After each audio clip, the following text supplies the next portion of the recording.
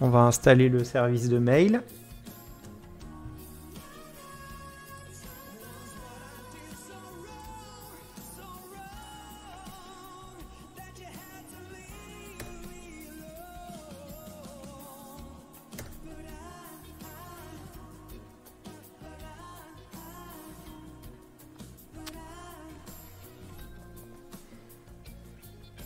Qu'est-ce que ça raconte de beau sinon? Pour l'instant, on va mettre SMTP. J'aurai Resend aussi, mais plus tard. Pour le moment, je ne vais pas l'installer parce que ça va me faire mettre des variables d'environnement et tout. Pour le moment, j'ai pas besoin. Alors, on a le fichier .env. Ok, SMTP host et SMTP port. Donc localhost 1025.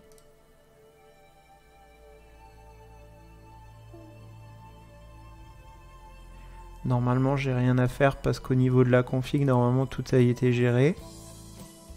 Ouais, ça c'est bon. Ok, impeccable. L'authentification, on peut décommenter également.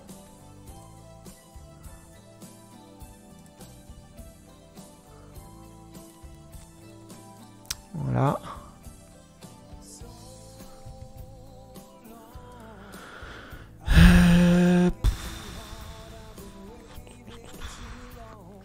Donc ça c'est bon. Pour la config c'est ok.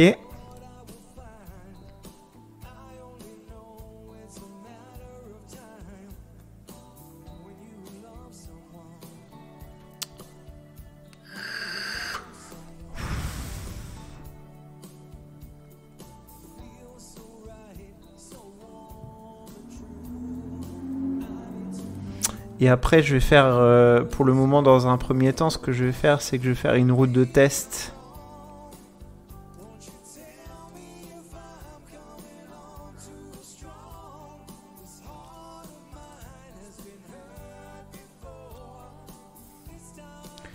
Limite. On va faire un truc mail.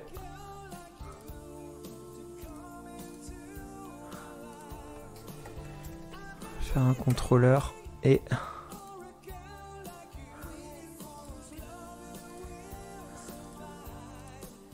je vais l'appeler test mail test contrôleur.ts.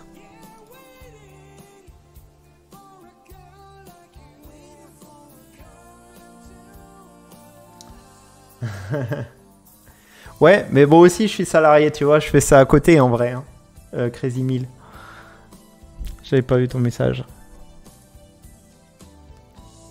C'est du l'extra bonus quoi, hein, en vrai. Hein.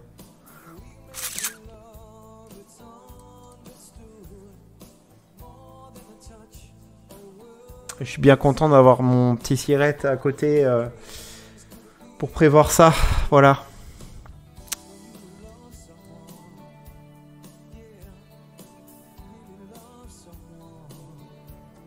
C'est triste quand même de se dire qu'en France, on est pris à la gorge de... Enfin, moi je sais pas vous, mais moi j'ai cette sensation. Je suis pas, je suis pas je suis pas dans la pire situation, on va dire. Hein.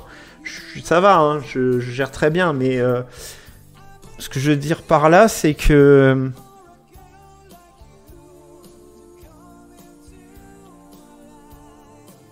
t'as jamais l'impression d'avoir quelque chose. Enfin, tu vois, tu bosses toute l'année, t'arraches, et au final, ce que tu gagnes, tu récupères pas grand chose de ce que tu gagnes en vrai. Hein. C'est ça aujourd'hui le sentiment que j'ai. T'es tellement ponctionné de partout qu'au final, il te reste plus grand chose à la fin.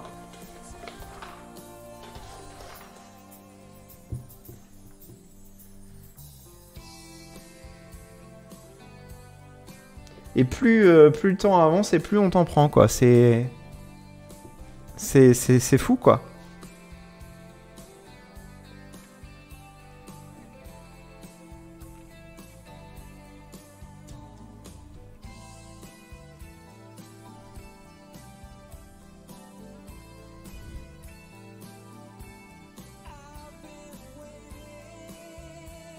Ouais, c'est ça. Oui, bah oui. Non, mais même si même si tu construis ta propre activité, si tu veux, en tant que soit auto-entrepreneur ou sur une petite société en indépendant, en freelance, tu veux gagner ne serait-ce que l'équivalent, par exemple, d'un salaire de 2500, 3000 euros net par mois. Et il faut que tu fasses... Attends, si je fais un peu les comptes, tu multiplies par 2 la somme.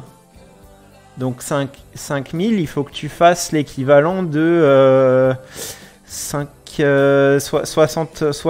euros de CA annuel pour espérer avoir l'équivalent de ce qu'on t'offre en entreprise, tu vois. Et 60 000, c'est pas évident à faire pour tout le monde, quoi. Il faut quand même les faire, faut y aller, quoi.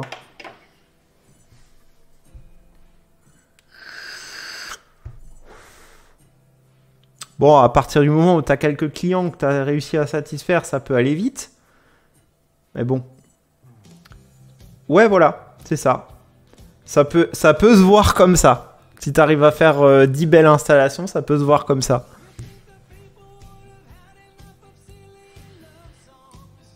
Ouais, et encore, hein, il faut bien distinguer le chiffre d'affaires.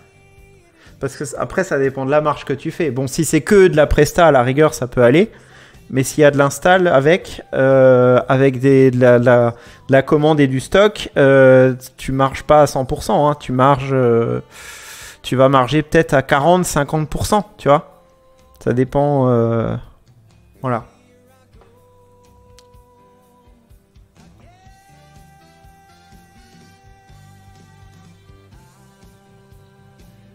Oui, bien sûr, Gunther. Salut à toi d'ailleurs. J'espère que tu vas bien. Salut à toi, Yassé.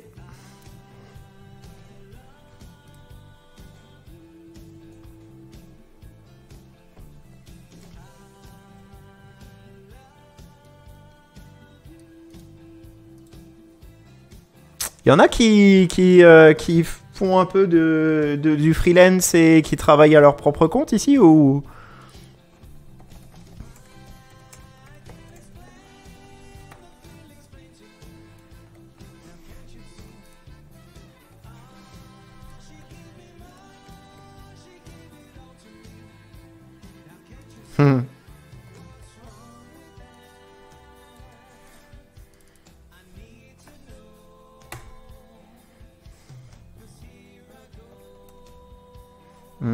Ouais, on va faire un render comme ça.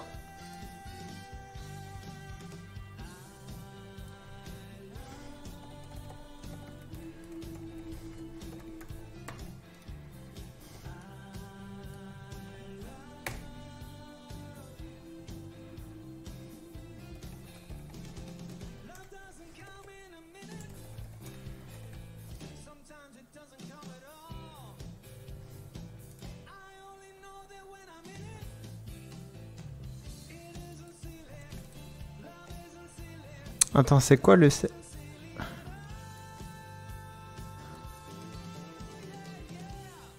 Ouais, c'est ça. Ce send later, je préfère, moi, personnellement. Alors, salut, est-ce que tu as déjà utilisé NGRX avec Angular? Je suis actuellement sur un projet et je trouve la techno cool, mais bordel, c'est un peu overkill. Beaucoup de boilerplate et parfois tu t'y perds un peu. Ah oui, alors oui, NGRX, ouais, je connais. Je connais NGRX, je ne l'ai pas encore testé. Pas NGRX, mais j'ai testé autre chose, moi. Alors, je sais pas si tu connais, il y a un super site qui s'appelle angular.fr. Il est là. Le gars, il a fait un travail extraordinaire parce que tout est en français. Tu as de la doc sur Angular, TypeScript, NGRX, RxJS.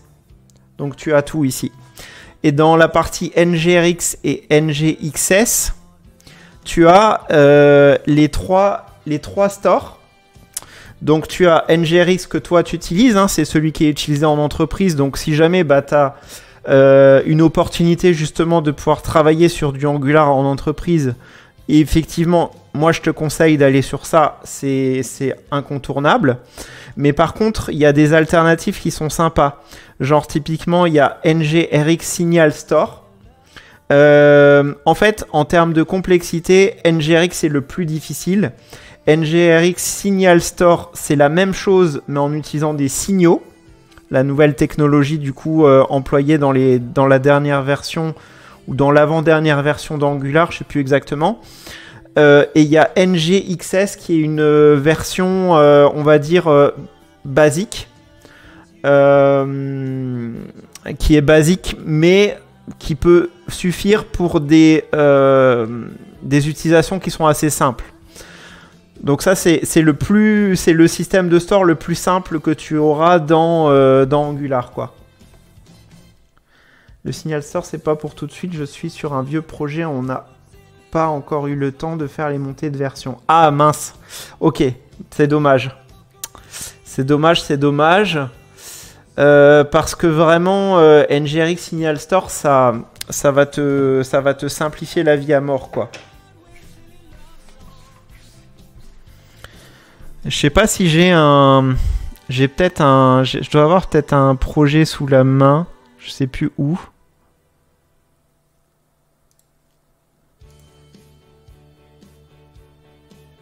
Mais si tu veux, je peux te montrer, un exemple de code que j'avais fait avec ça.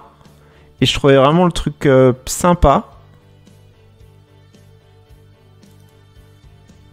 Je crois que c'était celui-là.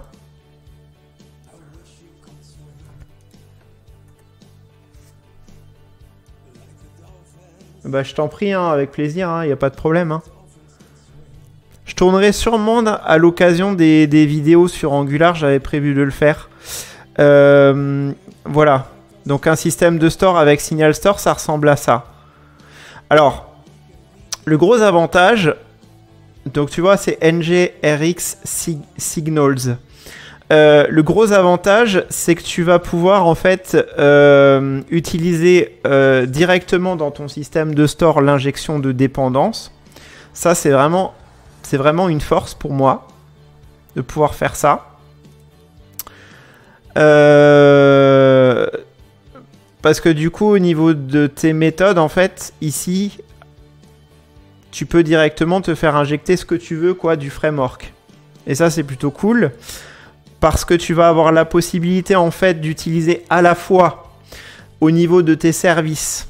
Donc quand je dis service, par exemple, je prends post-service. J'imagine que tu travailles normalement avec des observables. Voilà, donc là dans tes services, tu travailles avec les observables d'un côté. Ok, pour pouvoir communiquer donc du coup avec ton système de back-end. Et là, tu vas pouvoir utiliser ton système de store pour centraliser en fait directement tes actions dans ton système de store. Ce qui fait que, à l'arrivée, tes services, tu ne les utiliseras plus dans tes composants directement. Parce que le problème que tu rencontres quand tu fais des composants en Angular, c'est que tu vas vite te retrouver à devoir ici, du coup, injecter ton service au niveau de ton composant, ce qui fait que la logique, elle va se retrouver ici. Et du coup, tu vas te retrouver aussi, comme tu vas manipuler des observables dans tes composants, à devoir utiliser les pipes async pour pouvoir manipuler et afficher tes données. Et c'est un peu chiant. Parce que les observables à manipuler, enfin, c'est une galère, quoi.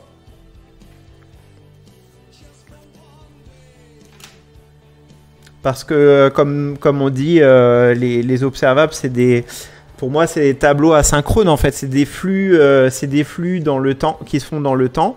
Et donc, il faut capter, en fait, les changements de ce flux-là. Et du coup, il faut écouter ce qui se passe sur l'observable. Donc, c'est un... Voilà. L'avantage de travailler et de pouvoir transporter ton service directement dans ton système de store va te permettre, via le RX méthode, de pouvoir faire en sorte que ton store transforme automatiquement tout ce qui est observable sous forme de signal, ce qui fait que dans tes composants, tu ne manipules que des signaux. Et ça, c'est très, très, très cool. Du coup, tes pipes, tes switch maps et tout ça, ils se retrouvent directement là, au niveau de ton système de store. Ce qui fait que toute la logique, elle est encapsulée dans ton store. Tu vois ce que je veux dire ou pas? Est-ce que ça fait sens pour toi?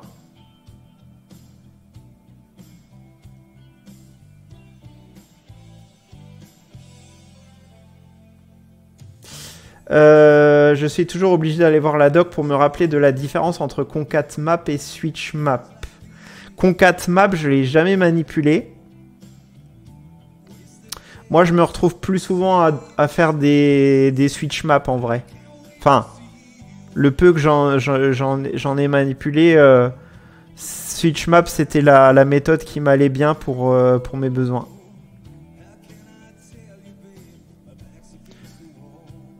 Voilà. Du coup, bah, tes postes, si je prends ici... alors, est-ce que j'ai un composant? Oui, list. List component, il est là. Postor, tu vois, je l'injecte là, du coup. Et j'ai juste à faire un this.postor.removePost. Bam, et c'est fait. Et en fait, ça suffit pour que là, j'ai juste à faire ça. Tu vois ce que je veux dire? Du coup, ça simplifie, comme je te dis, à mort. Ton composant, il ne fait que...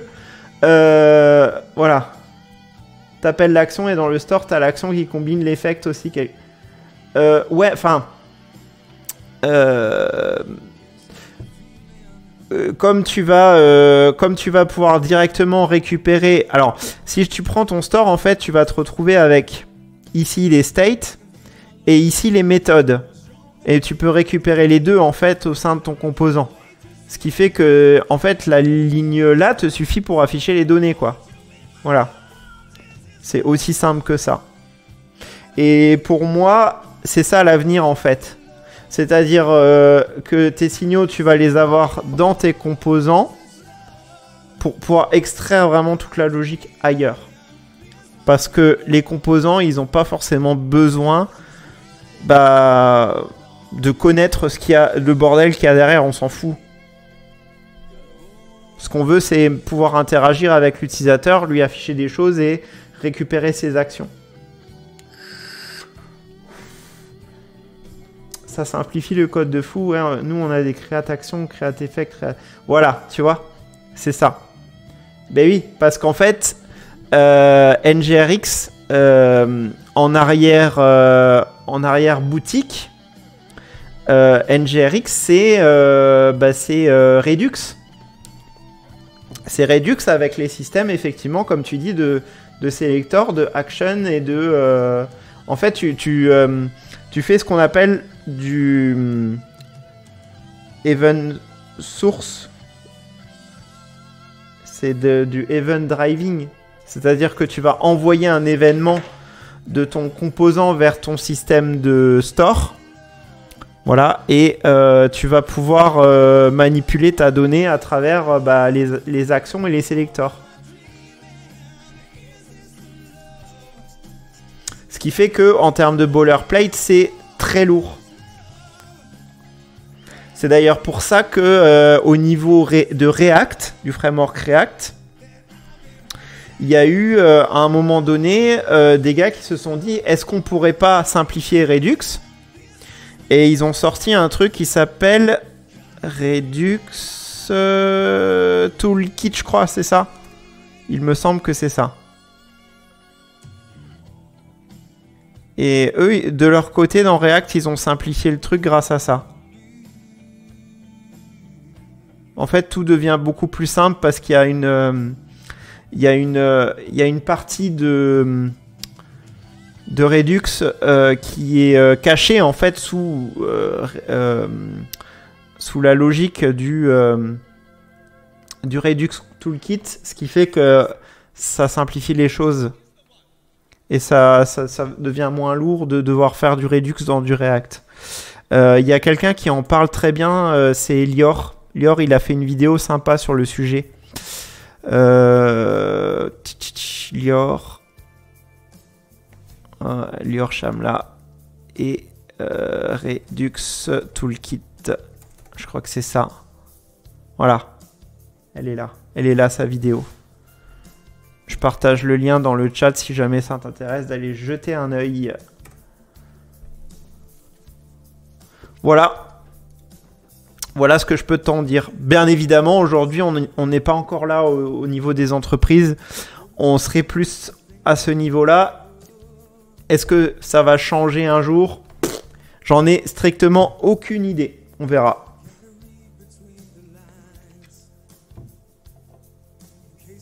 Ouais, alors, il y a une raison, en fait. Ouais, t'en fais pas, hein. De toute façon, je suis là aussi pour discuter, donc c'est avec plaisir. C'est avec plaisir si ça peut aussi t'aider à te renseigner aussi là-dessus. Parce que bon, ça fait pas longtemps, si tu veux, que j'ai commencé à m'intéresser à Angular. En vrai, ça doit faire peut-être 2 mois, 3 mois. Tout simplement parce que c'est une techno qui m'intéresse. C'est une techno peut-être sur laquelle je vais intervenir prochainement. Et du coup, bah, je trouvais en fait, au début, j'ai trouvé le truc... Pour tout te dire, quand j'ai commencé Angular il y a 2 ou 3 ans, je m'étais dit, mais Angular, c'est chiant à mort, quoi. J'y comprenais rien avec leur système d'observables. J'y comprenais rien, mais strictement rien, quoi. Et jusqu'à ce que je me rende compte que Angular, en fait, les gens qui travaillent sur Angular, tu les entends souvent dire Angular, aujourd'hui... pour nous, c'est le meilleur framework. Ok. Côté front-end. Et Angular a pris un chemin que personne d'autre n'a pris. Si tu prends Svelte, si tu prends Angular, si tu prends Vue et React, tu vois, un des problèmes qui est très souvent reproché par exemple à React, c'est que c'est vrai, au fond, c'est simple React. Tu vois, t'as pas grand-chose à apprendre au final. À partir du moment où tu as compris ce que c'était évidemment que la réactivité et ce que c'était que la programmation fonctionnelle. Bon, tu me diras, dans n'importe quel framework front-end, aujourd'hui, il faut savoir faire ça. Mais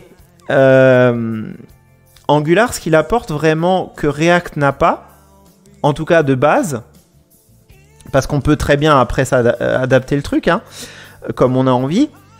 Là où Angular, ils sont très forts, c'est que dans leur façon et dans leur approche, du fait que TypeScript est très ancré dans le système et que l'injection de dépendance est ancrée dans le framework, et ben en fait, on est capable très très très facilement de venir séparer la partie logique de la partie composant, affichage et interactivité avec les formulaires. Et du coup, ce qui est bien, c'est que le fait de séparer tout ça, ça rend les choses beaucoup plus claires, beaucoup plus limpides. Ça t'oblige à travailler avec des classes, des objets, des choses comme ça. Donc à travailler aussi avec tout ce bagage justement aussi de programmation orientée-objet. Et ça améliore aussi la testabilité. Parce que du fait qu'on sépare les choses et qu'on travaille naturellement avec Angular de cette façon-là, et bah du coup on peut rendre beaucoup plus robustes les applications. Et c'est là où moi j'y trouve personnellement un intérêt. C'est pour ça que Redux, à une époque, je me disais aussi, tu vois, Redux c'est l'enfer quand tu découvres Zusten par exemple. Mais là où je trouve aussi un intérêt, et je l'ai compris en manipulant Angular, c'est que Redux, pareil, de la même façon, avec ces histoires de action, selector, machin, te permet aussi, quelque part, de pouvoir tester vraiment séparément les choses. Toujours dans cette idée de je sépare mieux le code, je sépare mieux les responsabilités, donc j'améliore la testabilité, j'améliore la robustesse. Voilà. Et là, effectivement, Redux prend tout son sens.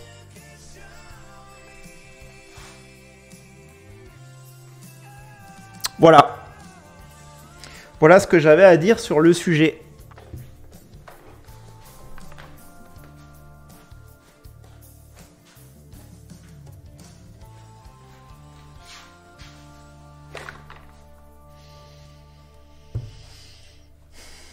Du coup, il y avait quelqu'un aussi qui m'avait posé une question et j'ai pas répondu.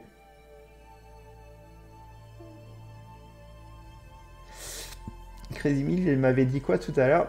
Je serai encore en France peut-être, mais ici, j'ai pas voulu me couper dans mon explication évidemment entre temps.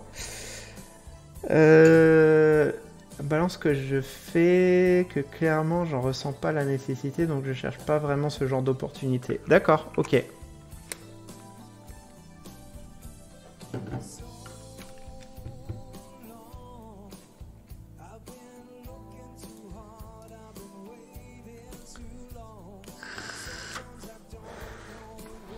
Après, j'ai aucune idée de comment ça se passe là-bas au Canada. J'ai jamais été, en vrai. Il faudra que j'envisage un jour aussi d'y aller. On m'a dit que c'était cool le Canada. J'ai plusieurs personnes qui m'ont déjà dit ça.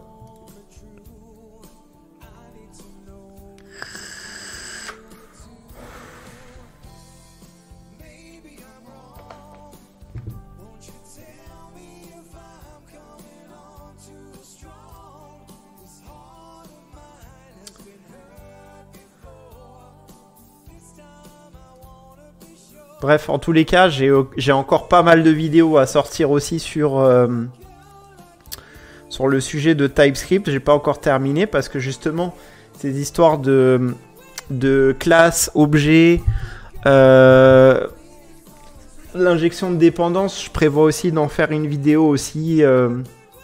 Il y a beaucoup de choses comme ça sur lesquelles j'aimerais bien...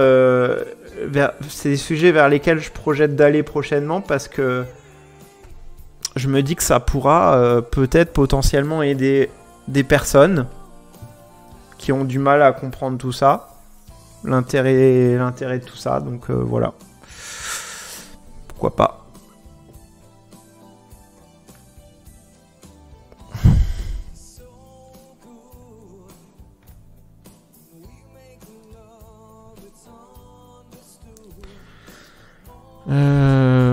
Est-ce qu'on est obligé de faire un HTML view pour envoyer un mail?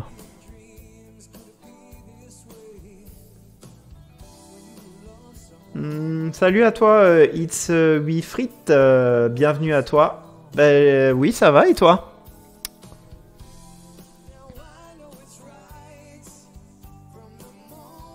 Hey, t'as vu, hein?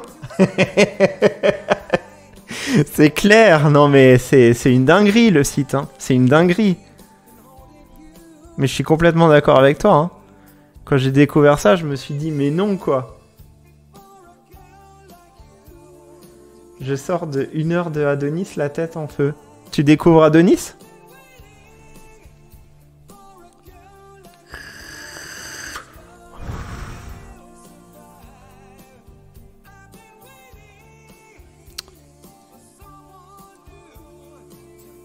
Y a pas un truc qui permettrait de...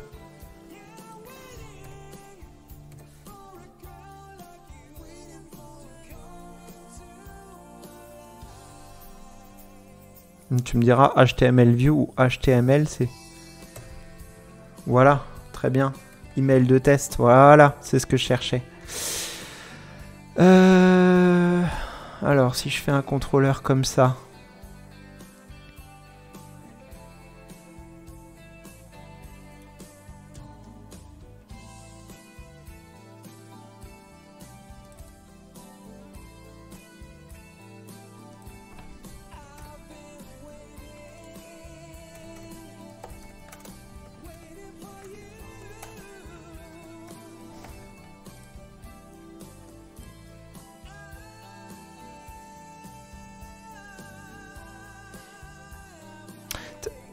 Ce que je disais, d'ailleurs ces jours-ci là, par rapport à WebStorm, je sais pas si vous êtes au courant ou pas, mais on a maintenant dans WebStorm un truc d'IA, faut le savoir. Alors moi je suis dans la période où pour le moment tout est gratuit, mais si je veux par exemple démarrer un nouveau chat, j'ai un truc iChat ici. Donc là on voit, hein, je suis en trial et Et dans WebStorm, ici, on a la possibilité de choisir le LLM qu'on veut, quoi. On peut connecter à LM Studio, on peut connecter à Oliama et on peut connecter à n'importe quel modèle. Là, par exemple, je suis en Claude 3.5 Sonnet, mais on peut choisir d'autres modèles et je trouve ça plutôt cool. Tout est intégré nativement, ça c'est bien.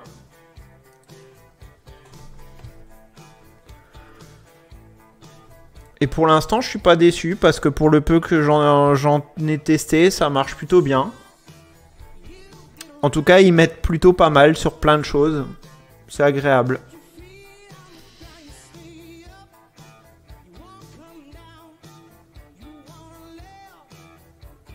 J'essaye de refaire Anki pour le fun, les concurrencer.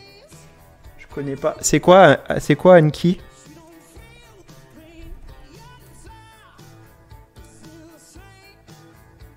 Ah, des flashcards, ok. D'accord.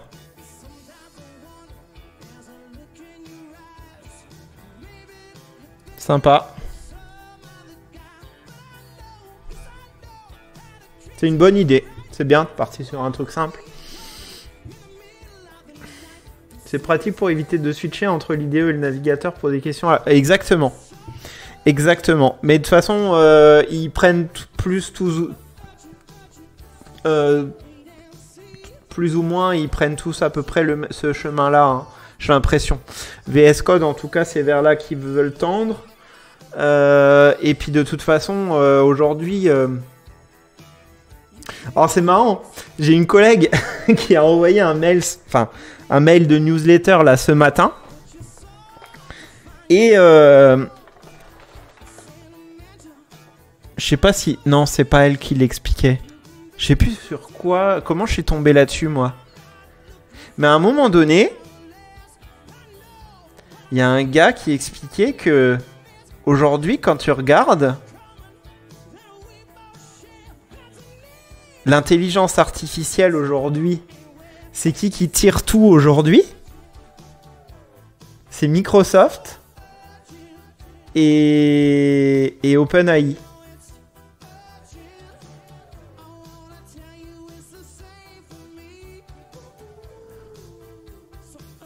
Pourquoi? Parce que OpenAI est utilisé du coup dans VS Code. VS Code aujourd'hui c'est Microsoft. Mais les IDE qui sont dérivés de... les éditeurs de code qui sont dérivés de VS Code, à savoir Cursor et l'autre, comment il s'appelle, Windsurf, bah aujourd'hui ils ont été rachetés par OpenAI. Donc en fait, OpenAI aujourd'hui exploite des éditeurs de code qui sont dérivés d'éditeurs de code de Microsoft. Donc du coup, quand tu regardes, bah l'un va tirer l'autre vers le haut et pareil dans l'autre sens, quoi.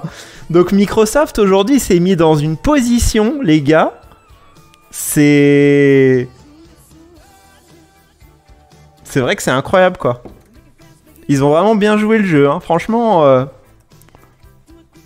se sont mis bien. Hein. Ouais. Ah oui, bah franchement là, je sais pas comment ils ont senti le truc venir, mais je me dis, waouh, là c'est bien joué quand même, hein.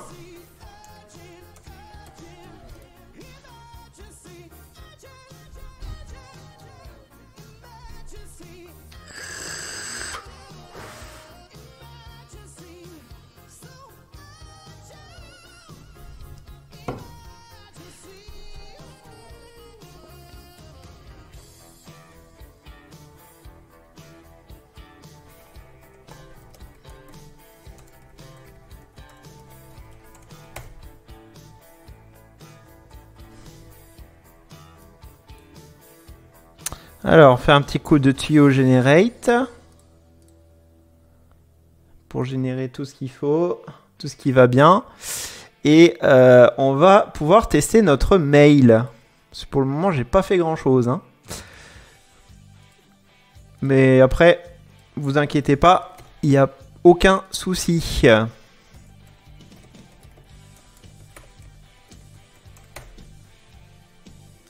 Oh, oh, et ça marche. Bravo. Magnifique. Trop cool. Il y a aussi le petit de ByteDance, TikTok Trae. Ah oui, exact. Il s'appelle Trae. Ok, j'avais jamais entendu son nom. Je sais pas comment il se débrouille, mais tout est gratuit, même les appels à Claude 3.7 sonnette. Oui, c'est vrai, t'as raison. Bon, après, moi, j'utilise pas TikTok, donc...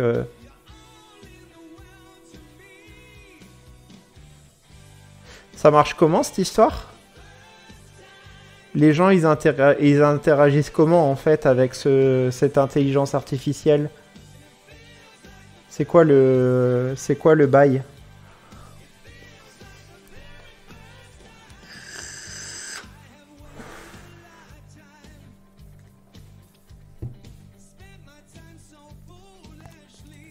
On va essayer avec du MJML.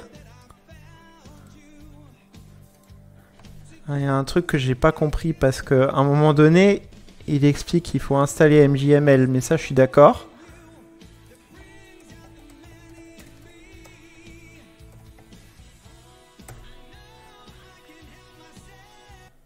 C'est exactement pareil que Windsurf et Cursor, tu as un chat AI sur le côté et ils ont un concept de file d'attente pour les appels au LLM.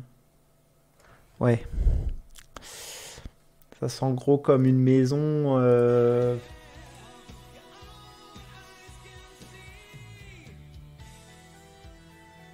Ouais, je sais pas. Je sais pas quel est leur.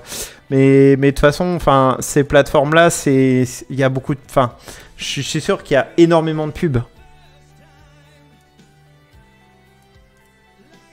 C'est un peu comme YouTube, quoi. Donc, au final, à mon avis, ils arrivent à retrouver leur bille.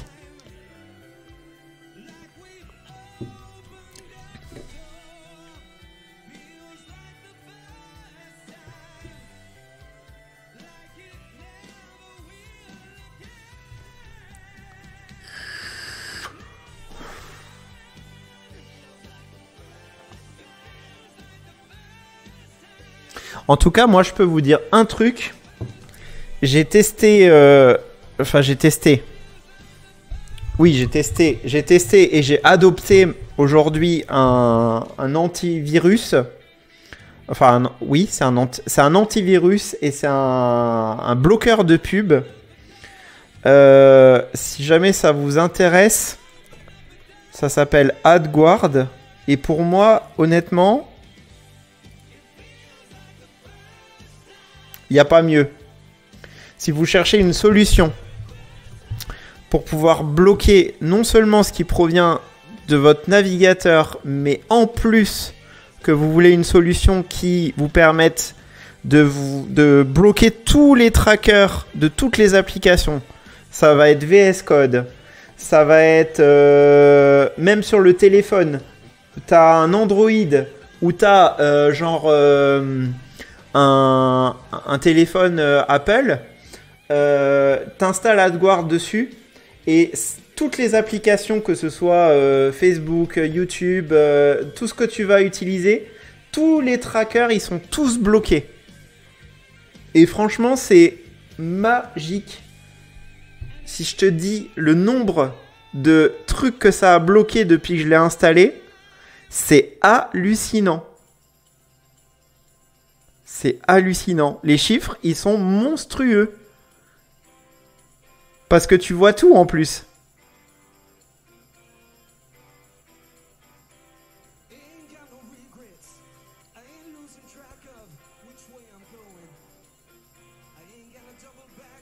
Ça doit faire, allez, 3 mois que je l'ai.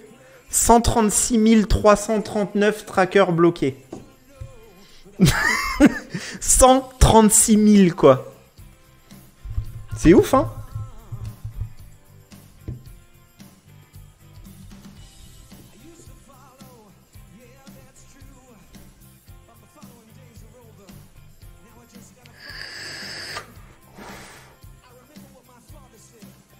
C'est ça. Ça bloque en fait. En fait, ça bloque pas que dans le navigateur, mais ça bloque bien en amont. C'est installé directement au niveau du système. C'est ça qui fait toute la différence en fait. L'autre jour, j'ai vu un... J'ai vu aussi un gars qui était sur Twitch, je sais plus c'était qui, et il avait installé VS Codium, qui est un fork de VS Code, et il a refait toute sa configuration dessus. Pourquoi ? Parce que il voulait plus avoir les trackers de Microsoft, et donc moi ça m'a fait rigoler quand j'ai vu ça.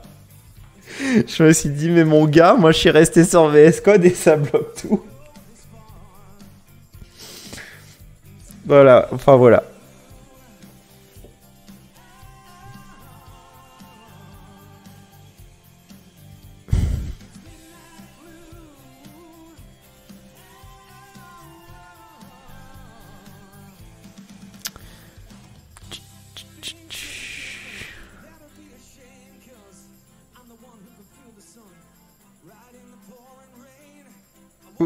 Oui, VS Codium, en fait, c'est ça. C'est un fork de VS Code, c'est la même chose que VS Code. Sauf que du coup, tu n'as plus... voilà.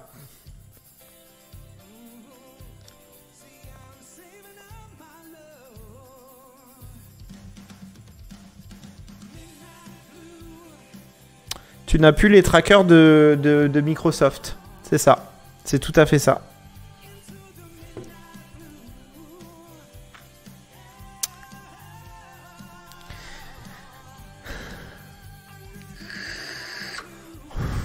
Je trouve que c'est pas hyper explicite ce qu'il y a là. Hein.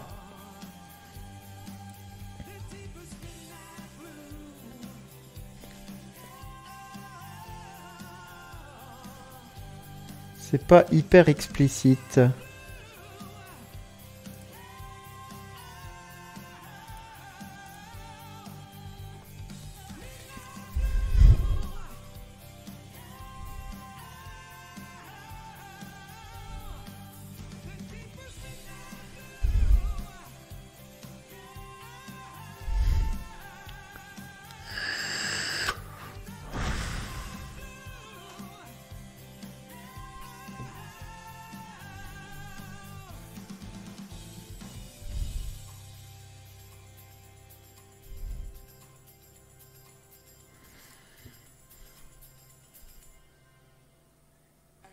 You can write MJML markup inside your Edge template.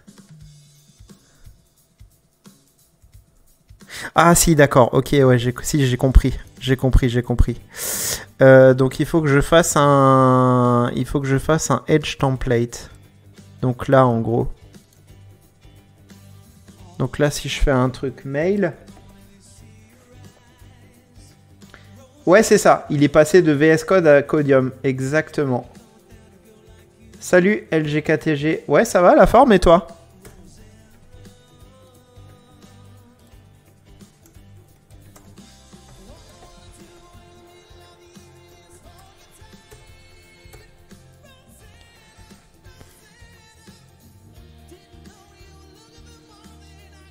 Ouais, j'en aurais pas besoin pour le moment, on s'en fout.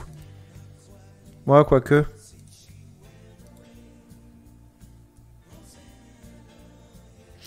Attends. Est-ce qu'il y avait un truc pour ça?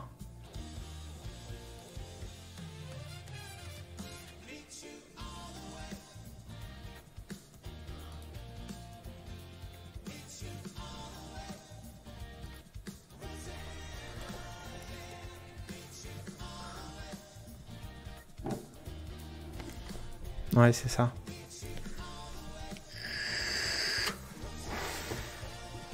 J'ai acheté ma nouvelle config aujourd'hui, donc pressé que ça arrive. T'as commandé quoi? Grosse carte graphique, gros PC, grosse config.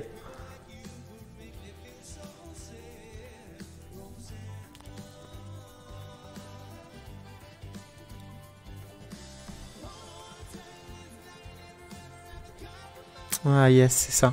Ok. Ah ça, je peux les rajouter.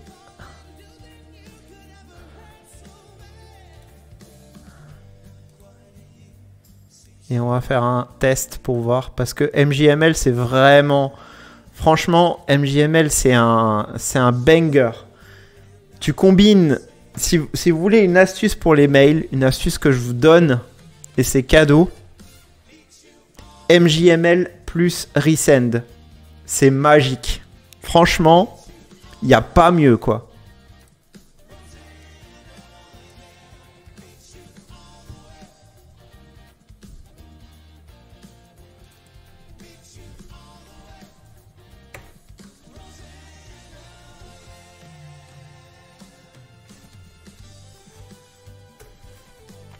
Donc là, il faut faire un HTML view et il faut lui passer en fait le nom du fichier. Donc genre mail par exemple, test mail.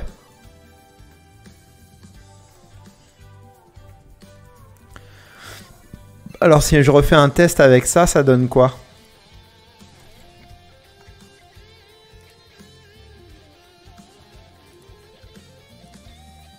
J'ai mon Hello World et j'ai mon document HTML. Parce que en fait c'est ça le truc, c'est que MJML il va retraduire en fait tous les trucs qu'il y a là. Il va les retraduire sous forme de table pour que ce soit compatible avec tous les serveurs de mail et que tu puisses obtenir en fait la meilleure note possible. Ça cache toute cette complexité là dont on n'a plus besoin de gérer en fait, tout simplement. Et puis les IA, elles savent vraiment bien... Tu vois, là, il dit... voilà. 90% supporté par les plateformes, quoi. Que ce soit du Gmail, du macOS, du iOS. Pas mal, 90%, c'est déjà bien. C'est smart, ouais. Alors, ta config c'est quoi? Donc 9700X en CPU. Wouah, Banger. 5060 Ti. Ah, bien, trop bien. Tu vas faire du gaming? J'ai la 4060. Tu me diras ce que ça vaut la 5060. T'as l'IA, je crois, hein, qui est dedans, non? Il me semble. T'as une partie IA avec les cartes 5060. Enfin, toutes les cartes 5000 en fait. Hein. Il me semble. Si je dis pas de bêtises. Si je dis pas de la merde. 64 Go de RAM. Purée. C'est de la DDR5 du coup? 2 Tera de stockage, de quoi tenir quelques années. Oh oui, largement, oui. C'est bien, hein? C'est top ça. Ça code quoi et en quelle techno? Ça code, on est en train de coder, enfin je suis en train de coder une application de site e-commerce, voilà, qui sera en grande partie open source. Pour l'instant, au niveau de ce que j'ai déjà fait, on a le formulaire de contact, on a la connexion, déconnexion, l'inscription. Il y a une grosse partie que j'avais déjà développée il y a un an en utilisant une autre stack. Et là, je suis en train de reprendre le projet et de le refaire vraiment pour l'amener au bout. L'objectif, c'est quoi? C'est qu'à l'arrivée, en fait, je propose un système de e-commerce avec système d'abonnement. Voilà. Donc, en mode SaaS, quoi. Ce que je veux proposer, c'est... bah tiens, demain, tu as envie de lancer ton e-commerce, plutôt que d'aller tabler 5000 € sur la table pour pouvoir lancer ton truc. Tu pourras t'inscrire donc en gros sur la plateforme, tu payes un abonnement et au lieu de débourser d'un coup une grosse somme, bah tac, tu mets 100 balles sur la table et tu peux démarrer ton activité et voilà, t'as pas besoin de plus. C'est l'idée en fait.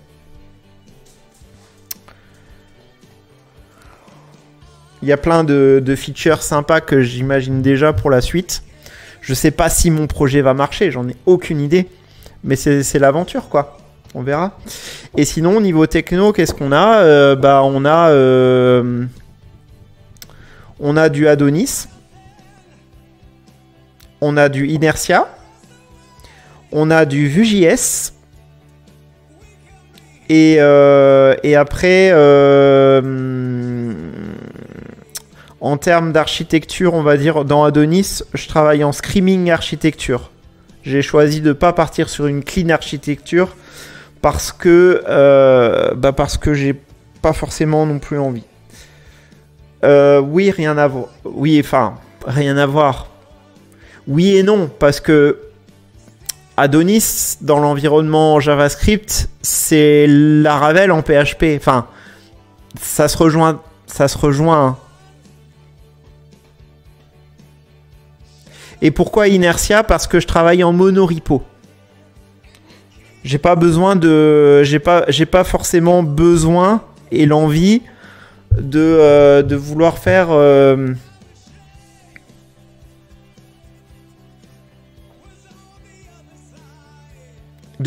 un back-end et un front-end séparés parce que ça m'amène beaucoup trop de complexité pour ce que ça me rapporte au final. Voilà. Et après, je travaille aussi avec du i18n, hein, évidemment. Pour la partie traduction, j'ai déjà commencé à mettre tout en place propre. Tout ça. Après, toi, je sais pas si tu fais tu fais quoi comme langage, toi, de ton côté?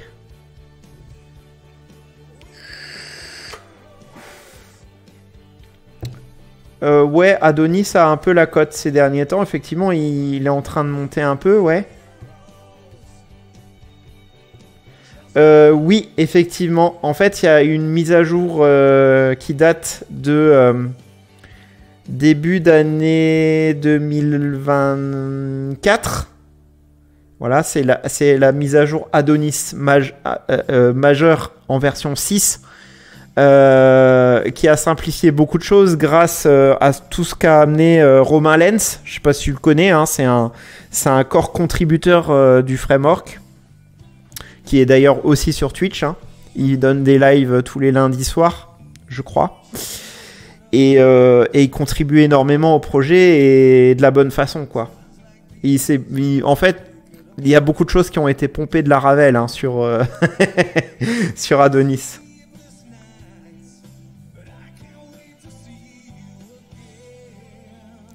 Je faisais du Laravel Vue, mais j'ai arrêté pour me focus Angular Java. Ouais, pourquoi je suis pas surpris?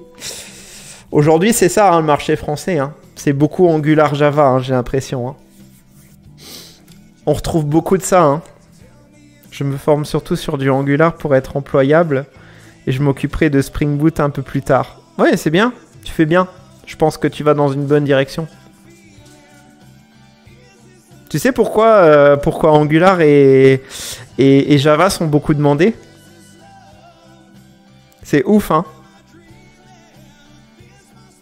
C'est de lui que je vois partout à Adonis. Exactement, tout à fait. Tu devs depuis combien de temps?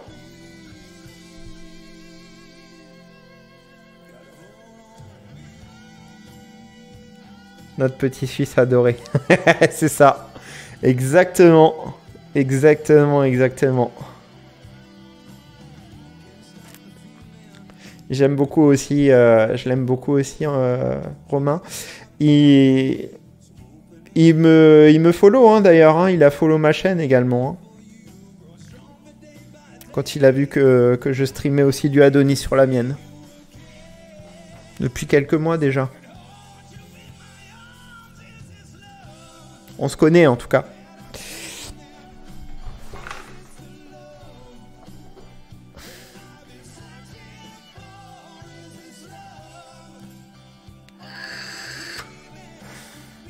Pas spécialement, Angular est quand même un peu plus solide et sérieux que...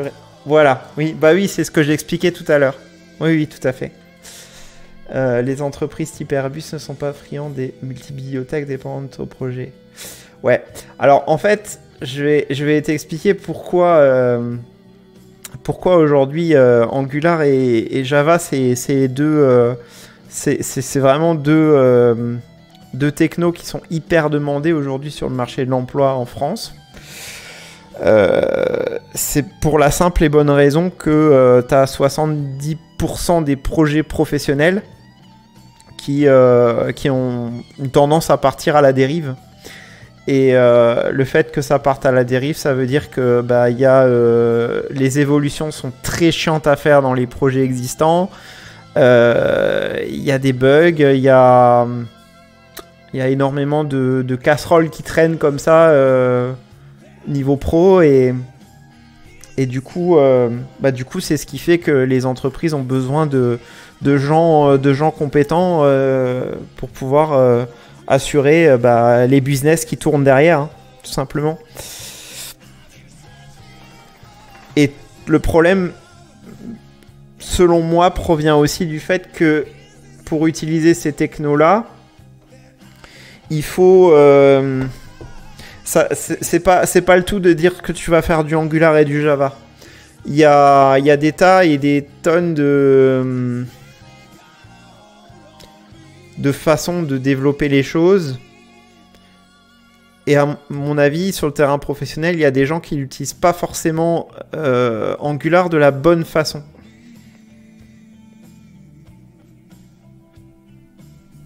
Parce que tu peux très bien avoir une code base qui a été développée en clean architecture. C'est pas parce que tu vas choisir une techno que tu vas forcément rester dans les bonnes façons de faire. Tu peux très bien te retrouver dans une équipe, par exemple, de 5 développeurs avec des développeurs qui sont très talentueux et qui vont te faire des trucs carrés aux petits oignons, machin, etc. Et peut-être le 5e développeur qui mettra peut-être de la logique là où il faut pas, ou tu vois, des choses comme ça. Et ce qui fait que, bah, au final, si on n'arrive pas à bien communiquer, hein, comme dans d'autres activités d'ailleurs, hein, ça concerne pas que le développement, bah, on peut se retrouver très rapidement dans des situations un petit peu comme ça, quoi. C'est compliqué, hein.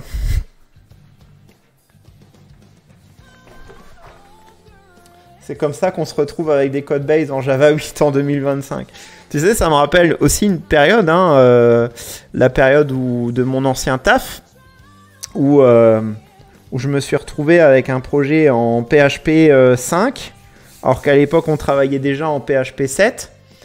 Et avec des façons de faire qui étaient abominables, hein.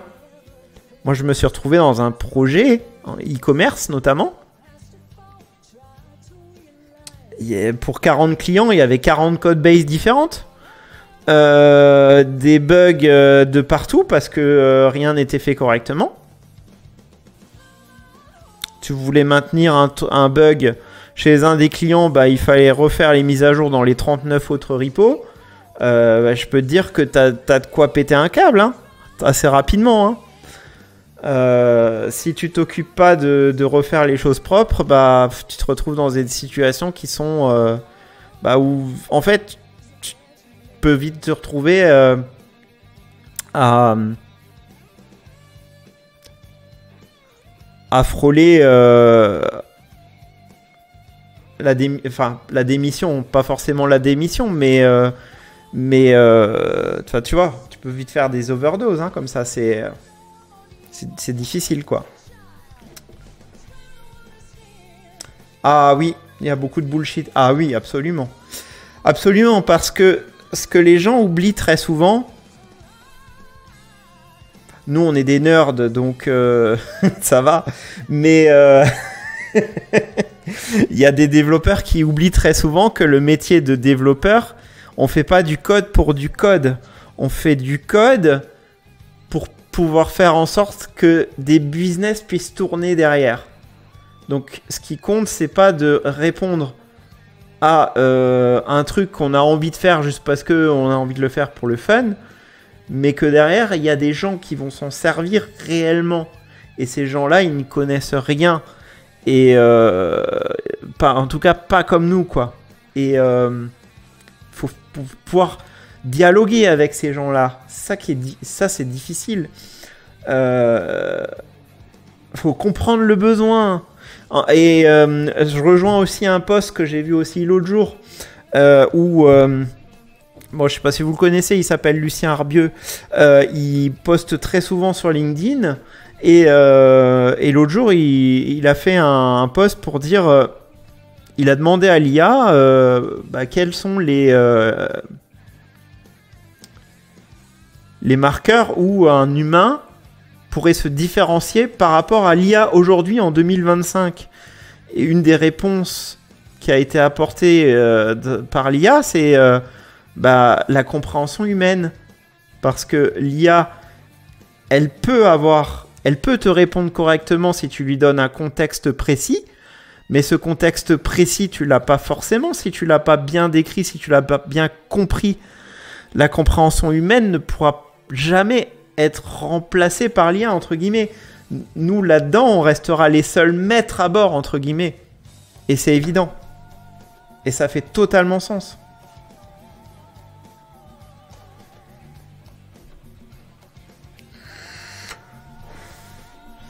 J'ai un projet professionnel un peu... Merci à toi, Francky, 4 doigts pour ton follow. Bienvenue à toi. Hein. N'hésite pas à te présenter sur la chaîne si tu le souhaites.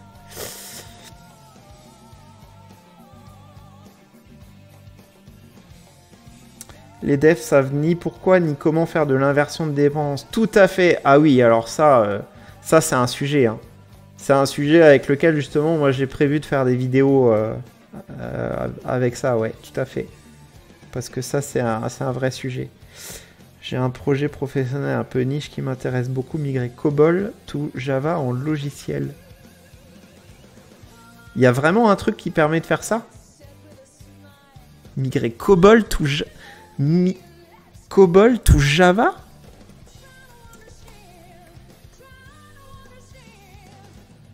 Mais non, quoi. Ah ouais, c'est ouf. Putain, je savais même pas que ça existait, ce genre de truc.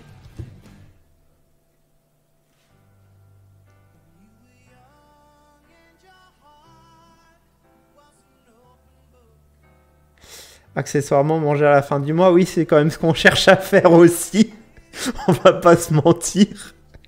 Si j'avais un projet cible, c'est ça, pouvoir faire une migration d'un langage qui devient lourd à maintenir dans un langage plus populaire et facilement maintenable. Ouais. C'est marrant hein, que tu dises ça. Hein. Parce qu'en vrai, COBOL à la base, si tu as regardé un peu le reportage qu'il avait fait Underscore sur le sujet justement du COBOL, le gars il expliquait que le COBOL à la base ça a été fait justement pour qu'on puisse avoir un langage où on écrive les choses qui se rapproche de la façon naturelle pour nous de faire les choses. Ça se rapproche en fait de la langue anglaise, mais en approche naturelle. Pouvoir écrire les choses de façon naturelle. Et pourtant, c'est vrai que le COBOL, c'est vrai que c'est quelque chose qui... à l'époque, ça avait été pensé comme ça et tu te rends compte que c'est pas forcément le cas. Mais c'est vrai que quand tu regardes, hein, est-ce que ce genre de code, ça donne envie de le faire? Je sais pas. Je sais pas.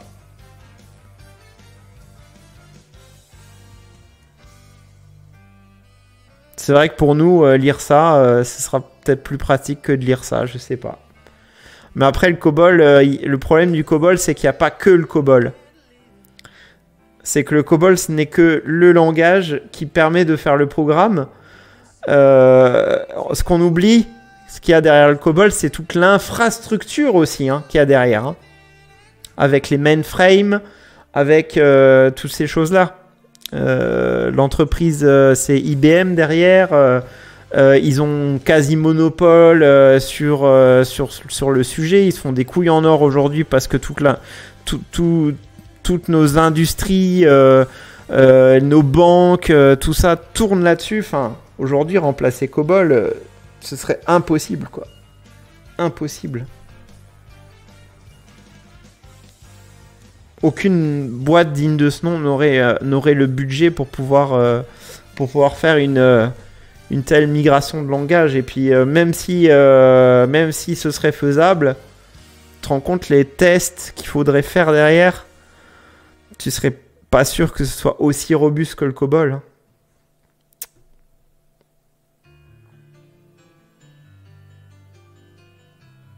Oui, effectivement. Oui, il y a plusieurs langages alternatifs qui sont divisés en termes de logique.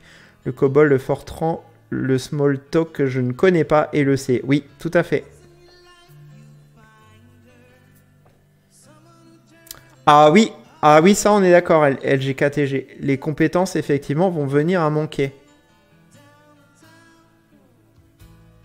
Et tu vois, toi, LGKTG qui provient justement de la chaîne des moulins du dev, et ben, quand tu vois, même lui, hein, qui est un streamer, on peut lui faire un petit shout-out d'ailleurs.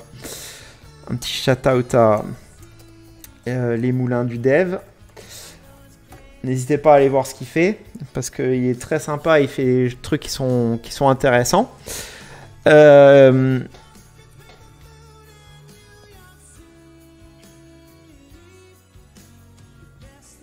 Ce que je voulais dire, c'est que il est prof chez Polytech, hein, une école quand même qui est assez reconnue en France.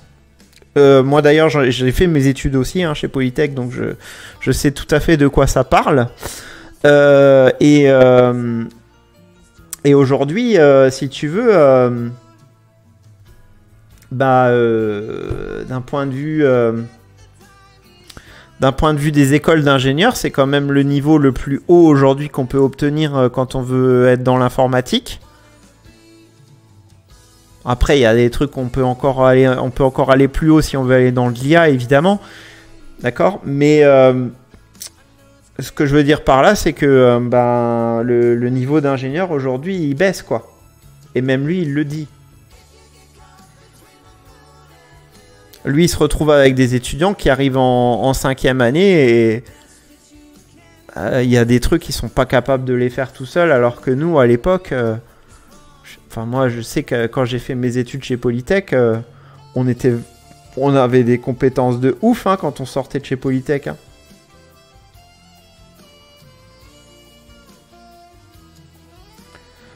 En fait, l'impression générale, c'est que plus on a d'outils, plus les gens deviennent fainéants, mais c'est pas forcément de la fainéantise qui va dans le bon sens, si vous voyez ce que je veux dire. C'est-à-dire que logiquement, en fait, on devrait pouvoir se servir de l'IA pour pouvoir augmenter notre capacité et faire en sorte que nos idées soient plus vite mises en œuvre. Mais est-ce qu'aujourd'hui, moi l'inquiétude que j'ai, c'est la volonté, ce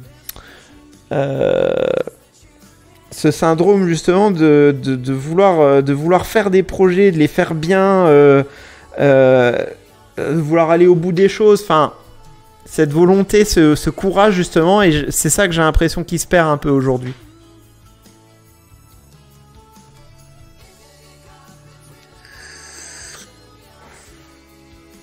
J'ai eu pas mal de stagiaires en fin d'études d'ingé qui n'étaient pas des flèches. Oui, voilà, tu vois.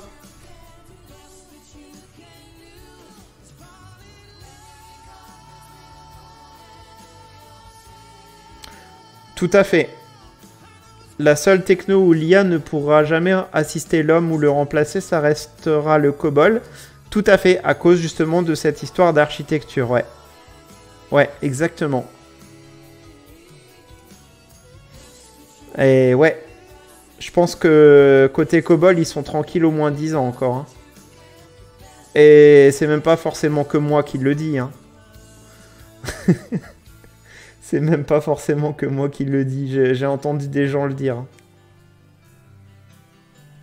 Oh bon.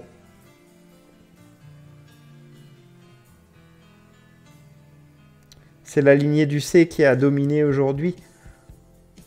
Je sais pas. Aujourd'hui, je sais pas. J'ai pas forcément la sensation que. Alors, c'est vrai que le C à une époque, c'était vachement tendance. Hein. Que ce soit C, C++ et C Sharp, C Sharp.net, il y a des trucs incroyables à faire avec. Hein, et les gens qui font du C Sharp.net, aujourd'hui, on peut même utiliser ça pour faire du back. C'est très bien. Il y a même des frameworks aussi, je crois, qui tournent aussi sur du C#, si je dis pas de bêtises. Il y a des choses très bien à faire avec.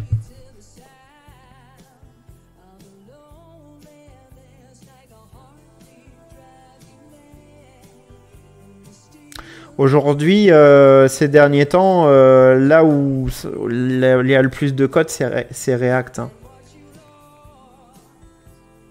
Bon, après, je parle de choses, mais c'est pas forcément non plus la même chose. Par contre, C++ et C#.net, c'est encore ultra... Je pense que ça va être encore ultra utilisé pour faire des applications de bureau et tout ce qui est jeux vidéo et compagnie. Ouais, c'est pas mal. Oui, évidemment, tu peux tout faire avec. Après, je pense qu'il y a des domaines où ça s'y prête mieux aussi, quoi.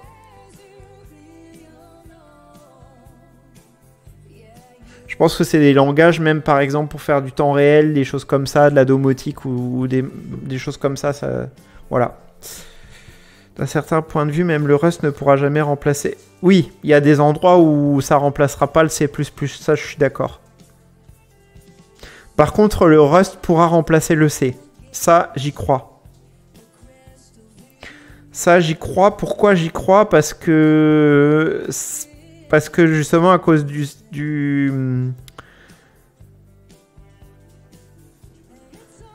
comment on appelle ça maintenant?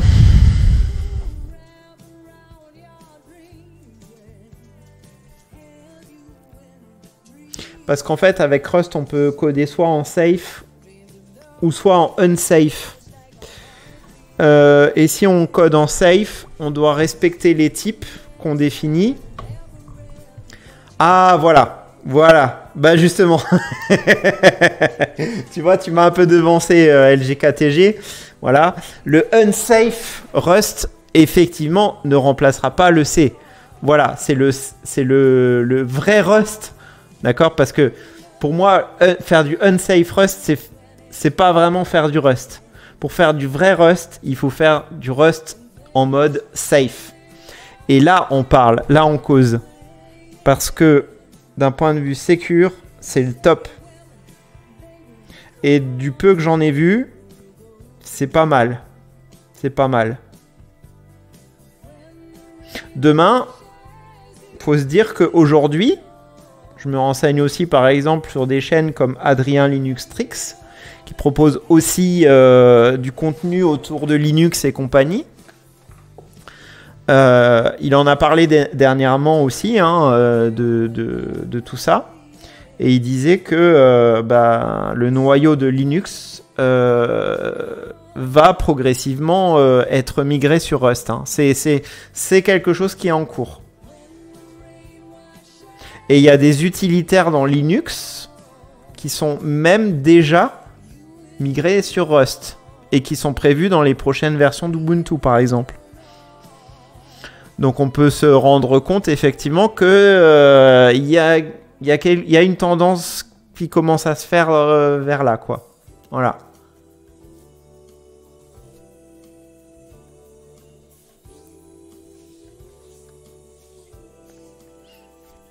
Après on verra, hein, on verra comment ça va évoluer tout ça. J'ai pas encore les réponses à toutes les questions, mais on verra.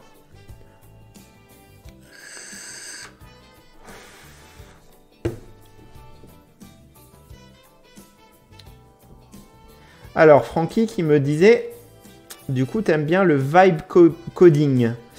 Alors, j'en ai entendu parler du vibe coding. C'est quoi pour vous le vibe coding?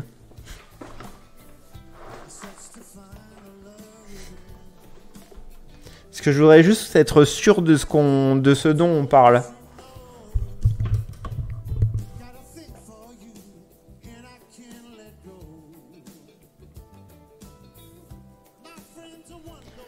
C'est toujours la question de est-ce que c'est vraiment utile? Tous les systèmes codés en C sont pas critiques. Oui, tout à fait. Mais le problème, pour moi, du C, c'est que, tu vois, par exemple, PHP. PHP, c'est écrit en C. Quand je dis PHP, c'est écrit en C, ça veut dire, par exemple, quand tu utilises l'interpréteur qui va te traduire le code PHP en HTML, l'exécutable PHP, lui, il est écrit en langage C. Sous le capot, c'est du C. C'est un seul exemple, hein, mais quand on prend d'autres, par exemple, comme les DLL, par exemple, dans Linux. Enfin, les DLL, c'est pas des DLL, c'est des libs, mais c'est pareil. C'est pareil. Et du coup, tu vas avoir des encodeurs vidéo, des choses comme ça qui vont tourner sur des librairies qui tournent en dessous, etc. etc. Parce qu'en fait, faut pas se leurrer, hein. Aujourd'hui, la plupart des logiciels, la plupart des choses qu'on manipule au quotidien utilisent sous le capot des librairies qui ont été écrites avec du langage C et qui, indirectement, peuvent cacher de nombreuses vulnérabilités. Et je pense que c'est ça qu'on essaye justement de contrer en faisant toutes ces migrations du C vers le Rust. Parce que demain, ces vulnérabilités n'existeront plus parce que la mémoire sera beaucoup mieux gérée. Voilà comment moi je vois les choses. Je sais pas si je suis dans le vrai. Je pense que oui. Mais voilà.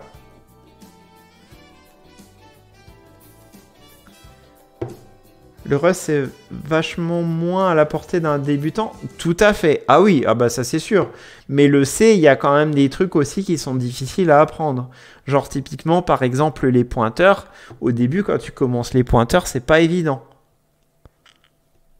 Quand tu sais pas coder, tu demandes à l'IA. Ouais, voilà. Le vibe coding, effectivement, c'est ça pour moi, ouais. C'est ne pas coder, laisser curseur, tout écrire. Ouais. Oui. Pour moi, c'est ça le... Oui, on est d'accord. Ok, on tombe d'accord. Pour moi, c'est bien ça, effectivement, cette histoire de vibe coding. Après, c'est quoi mon avis là-dessus? C'est toujours pareil. Je pense que pour faire vraiment du vibe coding à fond, il faut définir des règles. Il faut définir des règles au niveau de l'IA parce que par définition, une IA, elle veut toujours avoir raison. Si on veut faire en sorte qu'à un moment donné, elle s'en sorte pas, elle dise j'y arrive pas, il faut lui dire comment faire les choses. Et du coup, il faut un cadre.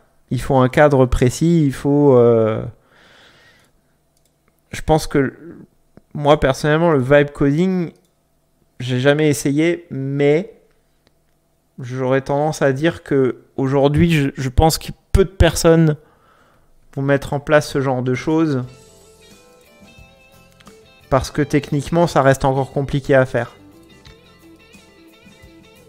Mais c'est que mon avis, hein.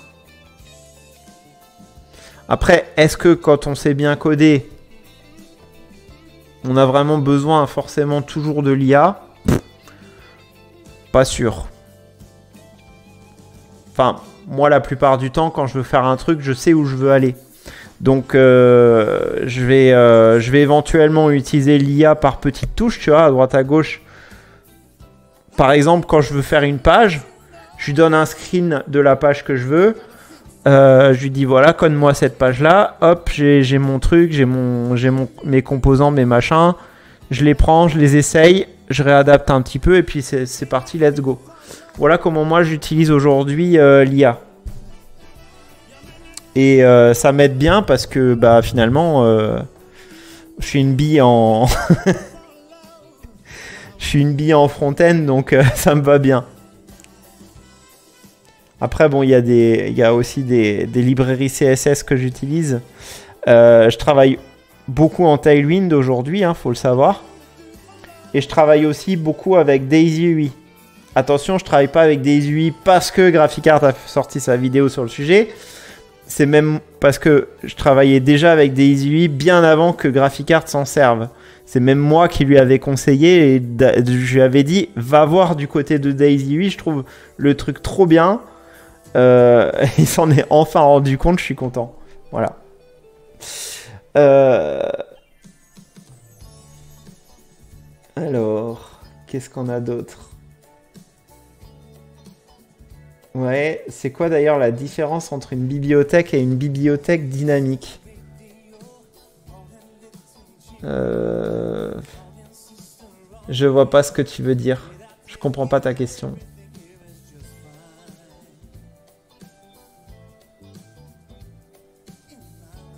Rust, c'est safe jusqu'à ce qu'un rayon cosmique corrompe ta RAM. C'était bien envoyé ça. L'IA pour faire des composants statiques, c'était top. Ouais, voilà. Pour faire cette utilisation-là, c'est vraiment bien. Pendant longtemps, j'ai cru que l'IA, c'était une IA ne pouvait pas être créative. Mais aujourd'hui, je commence à me dire vraiment l'inverse. Je pense qu'une IA peut être créative, mais ne peut pas voir comme un humain. Voilà, c'est le seul truc qu'il faut prendre en considération. Par contre, attention, une IA veut toujours avoir raison. Donc, si on fait pas attention, on peut vite tomber dans le piège de... bah, si je sais pas ce que je fais, c'est toujours la même question. Hein. Si je sais pas ce que je fais, si je sais pas ce que je manipule, quand est-ce que je le manipule, etc., etc. Bah, au final, utiliser une IA, des fois, bah, tu vas prompter. Le truc, il va tourner dans le vide. Tu vas pas comprendre ce que tu es en train de faire et du coup, l'IA ne servira à que dalle. Et moi, je connais des gens, des étudiants que j'ai formés, qui utilisaient l'IA à foison, qui comprenaient pas ce qu'ils faisaient, bah, ils se sont retrouvés vite dans le piège. Hein.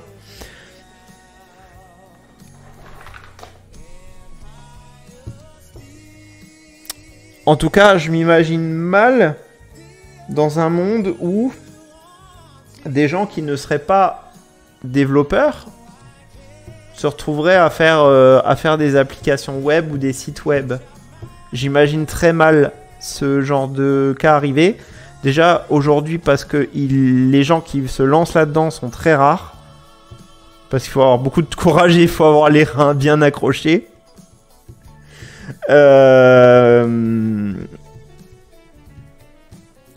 Mais ouais, comme vous dites, en fait, le tout, c'est cet aspect technique. Hein, c'est cette maîtrise technique qu'il faut avoir derrière qui est importante. Si on veut pouvoir faire les choses comme nous, on voudrait les faire. Et pas se laisser... faut pas prendre pour argent comptant tout ce qui provient en fait de ces prompts. Parce que on sait qu'elle peut se tromper quoi, à tout moment.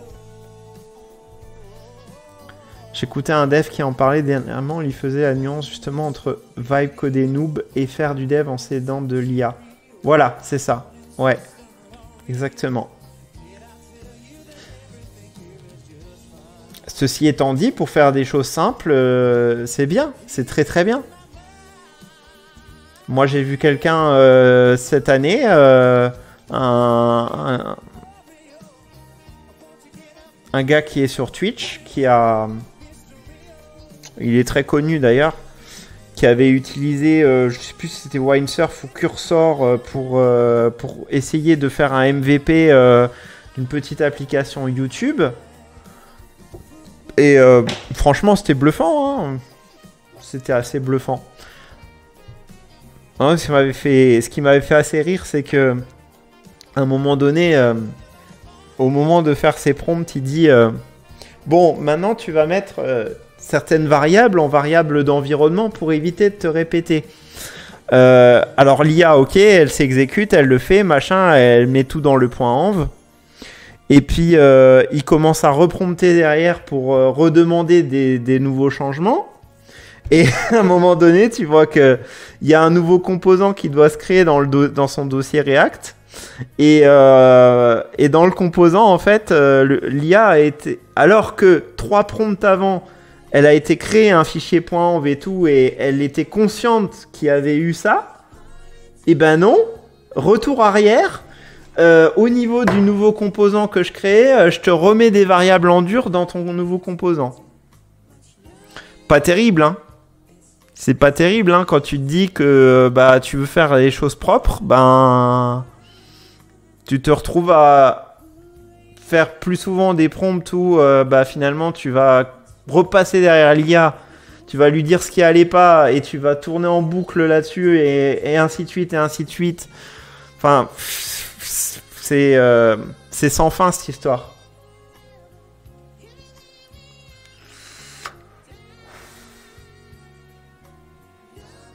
Oui, c'est ça. Pour moi, c'est juste effectivement une nouvelle façon de l'utiliser, mais cette façon de l'utiliser ne peut pas être faite en tant que débutant. C'est impossible. On ne peut pas.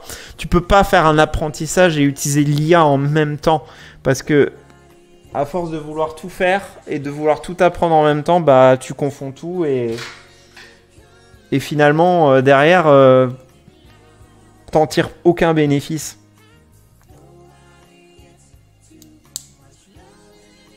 Et salut à toi, Deep Thinker, j'espère que tu vas bien. Mais je suis d'accord avec toi, hein. Je suis totalement d'accord avec toi.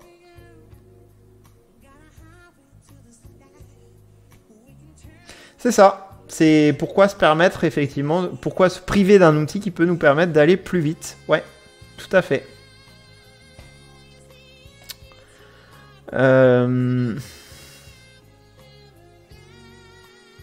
Pour créer, comme dit, des composants statiques, par exemple, c'est très bien.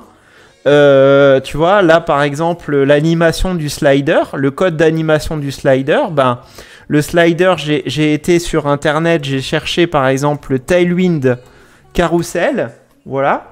Donc là, tu tombes sur un carrousel, hop, voilà. Bon, moi, j'ai réadapté 2-3 trucs.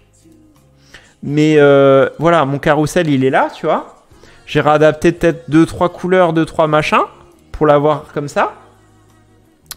J'ai eu ici dans mon WebStorm, j'ai mis ça dans un composant donc, que j'ai appelé carrousel. Je sais plus où je l'ai foutu. Il est là. Dans les ressources. Non, pas dans les ressources, dans Inertia. Component, front, carousel, voilà. Donc là, j'avais la partie template de mon carrousel que j'ai foutu là. Voilà. Et en gros, bah, derrière, j'ai rajouté la partie... J'ai juste ici rajouté un script dedans. Donc juste la balise script. J'ai fait ça, new chat, machin. Je lui ai dit, vas-y, maintenant que j'ai mon carrousel, va m'animer ce carrousel en JavaScript. Et tout le code que j'ai ici dans mon JS, ben, il y a quoi? Il y a peut-être 2-3 trucs que j'ai modifiés dedans. Tout le reste, c'est l'IA qui me l'a fait. J'ai juste vérifié et je me suis juste assuré que ça correspondait à ce que je voulais. Donc, je suis moi capable en tant que développeur comprendre ce qui a été généré. Je comprends tout ce qui a été fait ici. Mais j'ai pas eu besoin d'écrire le code moi-même. Voilà, j'avais juste l'idée. Et c'est l'idée aujourd'hui qui compte. Les gens qui seront doués demain et qui seront bons en développement internet, ce seront des gens qui ont des idées. Mais ça, c'est pas quelque chose de nouveau. Ça fait longtemps que ça existe. Souvent, c'est ces gens-là qui se démarquent parce que c'est ces gens-là qui vont utiliser leurs compétences pour pouvoir faire du business avec. Et pour pouvoir générer de l'argent. Parce que c'est ça qu'on veut au final. Salut à toi Eliphaz, bienvenue à toi sur le chat. J'espère que tu vas bien. Sans réellement connaître la programmation dite traditionnelle, utiliser des prompts uniquement pour avancer sera peut-être plus rapide au début. Voilà, c'est ça. Et plus le projet va devenir complexe et grand, et plus les problèmes se feront sentir. Oui, je suis totalement d'accord. Ça va, impeccable. Bon, si tu débarques, j'imagine que c'est parce que tu as dû voir mon live et du coup tu t'es dit « Ah tiens, je vais aller voir par curiosité ». Ça m'intéresse.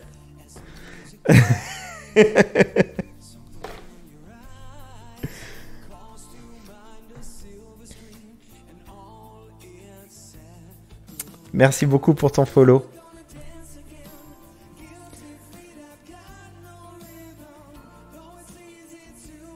N'hésite pas à te présenter si tu le souhaites, hein. C'est avec plaisir.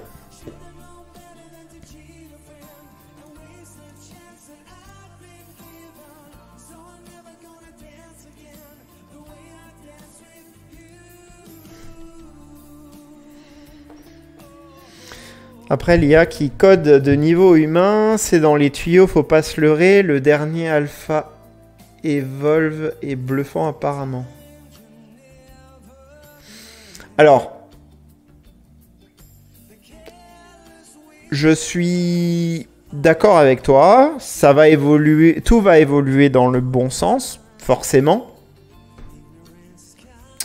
C'est évident, on trouvera sûrement des techniques. En fait, si tu veux, le problème, c'est que l'IA aujourd'hui, pour moi, c'est ce que je pense moi. Hein. Après, j'ai pas forcément un avis tranché, d'accord, sur la question. Parce que même moi, je me pose des questions. Hein. Je suis pas infaillible, hein, loin de là. Hein.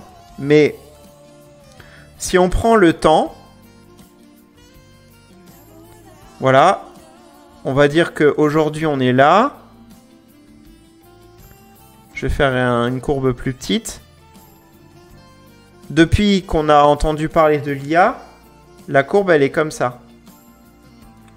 Si là on se met à 100% ici comme ça, 100% ce serait vraiment le truc absolument parfait quoi. Nous on en est là actuellement. On est à un bon 80%. Voilà. Les besoins qu'on a, nous, en termes d'IA, on en est là. Selon moi. Et c'est cette courbe-là qui va être très difficile à obtenir.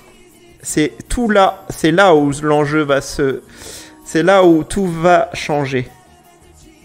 Et on est actuellement en train de chercher justement à passer de là à là. Et en fait, ça, c'est le plus compliqué. Voilà. Si je devais résumer, c'est comme ça que je dirais les choses. Après, je sais pas quel est votre avis hein, sur la question. Je suis développeur PHP, JavaScript, TypeScript. Ok, bien. Bien, bien, bien. En PHP, je m'y connais aussi. Hein. J'ai fait du Symfony pendant des années. J'ai fait un peu de Laravel aussi. Ça fait... Ça va bientôt faire 24 ans que je fais du dev. Hein.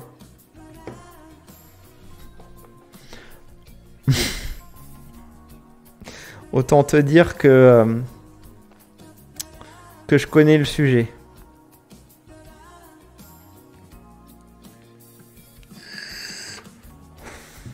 Et je suis actuellement formateur. Enfin, mon métier principal aujourd'hui, je suis formateur au sein de l'école O'Clock, qui est une école qui forme des jeunes en reconversion professionnelle à devenir des développeurs, en apprenant correctement les bases, hein. Pas à la mode bootcamp, comme il y en a plein qui se lancent là-dedans aujourd'hui pour se faire du pognon. Nous, on essaye... Voilà, on essaye de bien marquer toutes les bases, l'HTML, puis le CSS, puis le JavaScript côté Vanilla, puis ensuite éventuellement les frameworks. Voilà, on monte crescendo. On n'y va pas, on va pas sur des technos pointus comme React sans avoir vu correctement les bases avant. Ça, c'est niette. Et pour moi, ça n'a pas d'intérêt. Parce que même quand on manipule un framework ou une librairie, c'est important de savoir comment ça marche sous le capot. Moi, je le dirai jamais assez. Hein. C'est ça qui va faire aussi la différence entre des gens moyens et des gens qui savent de quoi ils parlent. Parce qu'ils savent qu'en manipulant ça, ils manipulent ça en dessous. Ça, c'est important.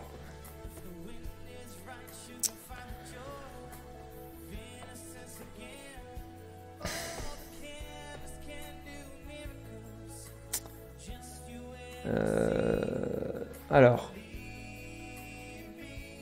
Vous êtes bavard en tout cas ce soir, ça fait plaisir. Même si les modèles deviennent si puissants qu'ils égaleraient un bon dev, ça coûtera une blinde en termes de compute que finalement un cerveau humain, ça coûte moins cher en énergie. Ah oui, c'est sûr. Ah bah oui, ouais, c'est vrai que c'est vrai que l'IA n'a pas été conçue pour faire du, comment on appelle ça, de l'éco-conception. Effectivement. Hein. Quand on regarde ce que ça pollue une IA en termes d'énergie, c'est ahurissant. Hein.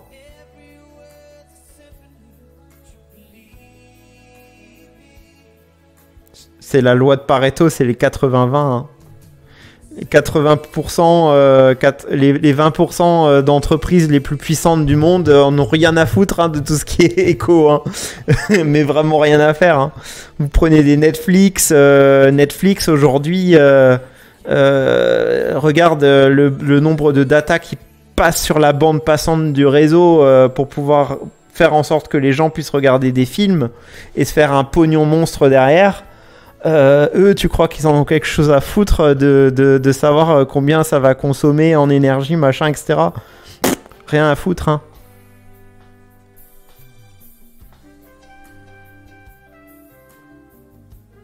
Combien il faut de sites en parallèle qui soient éco pour pouvoir faire la balance avec ces systèmes-là je suis pas sûr qu'on en soit là, hein.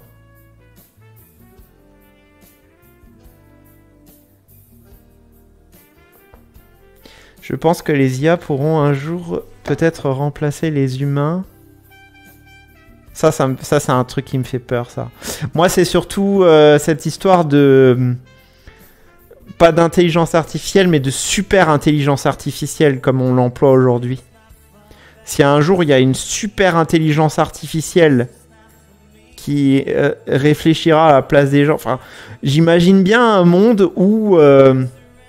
tu pourrais te retrouver avec une super intelligence artificielle qui dominerait des pays, voire peut-être même le monde. Et dans ces cas-là, nous, on contrôlerait plus rien, quoi. Ça c'est un monde qui me fait peur, ça. Ça, j'avoue que c'est un monde qui me fait peur.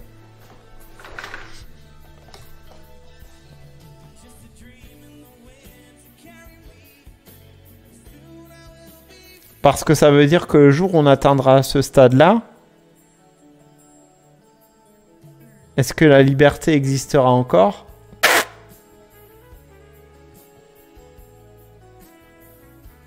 Je sais pas.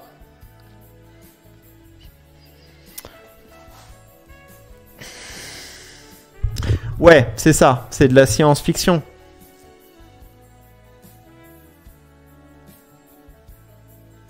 Vous avez entendu, vous aussi, je sais pas si vous connaissez Hardisk.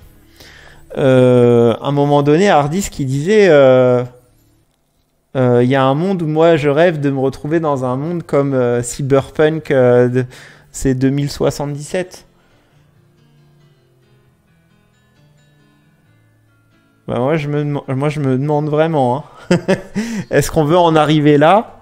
Est-ce qu'on en arrivera là ? Bon. Qui vivra verra. Hein.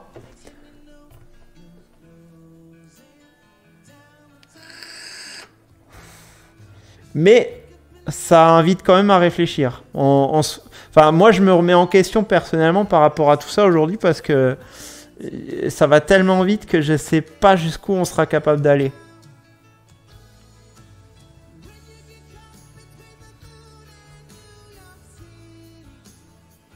Je vous le dis en même temps. Hein.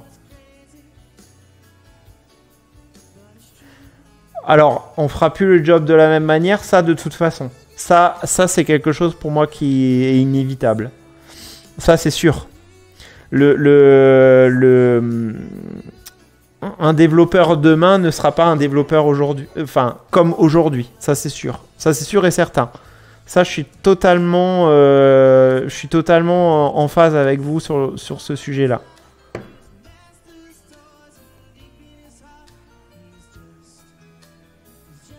Oui, voilà, il résout des problèmes et il crée des choses. Et il résout des problèmes, il crée des choses pour qu'il y ait des gens qui gagnent de l'argent derrière. C'est toujours dans cette idée-là. Jette un œil à l'actu sur Alpha Evolve. Le truc a déjà optimisé des routines fondamentales. Le calcul matriciel mieux que les meilleurs algos existants. Oui. Mais encore une fois, je suis pas choqué, tu vois.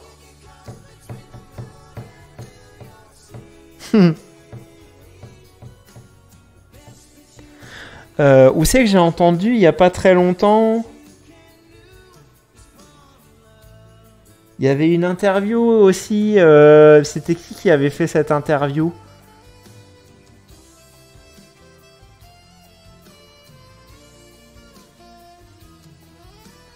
Yann Lequin qui explique que les LLM telles quelles pourront jamais être cette AG.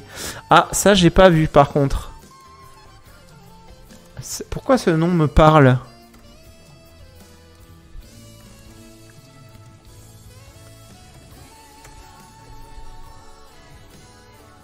Oui! Oui! Oui, oui, ça y est. C'est lui. Je crois que c'est lui.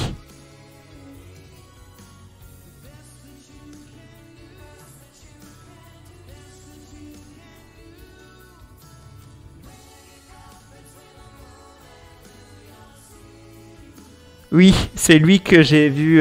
Oui, oui, oui. C'est lui que j'avais vu effectivement dans une interview. C'est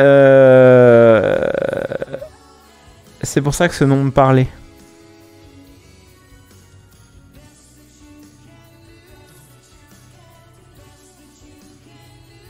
Et je crois qu'à un moment donné, c'est lui que j'ai entendu dire que même les têtes pensantes... Parce qu'en fait, il y a un gars qui s'appelle Sam Altman. Vous le connaissez, ce monsieur-là?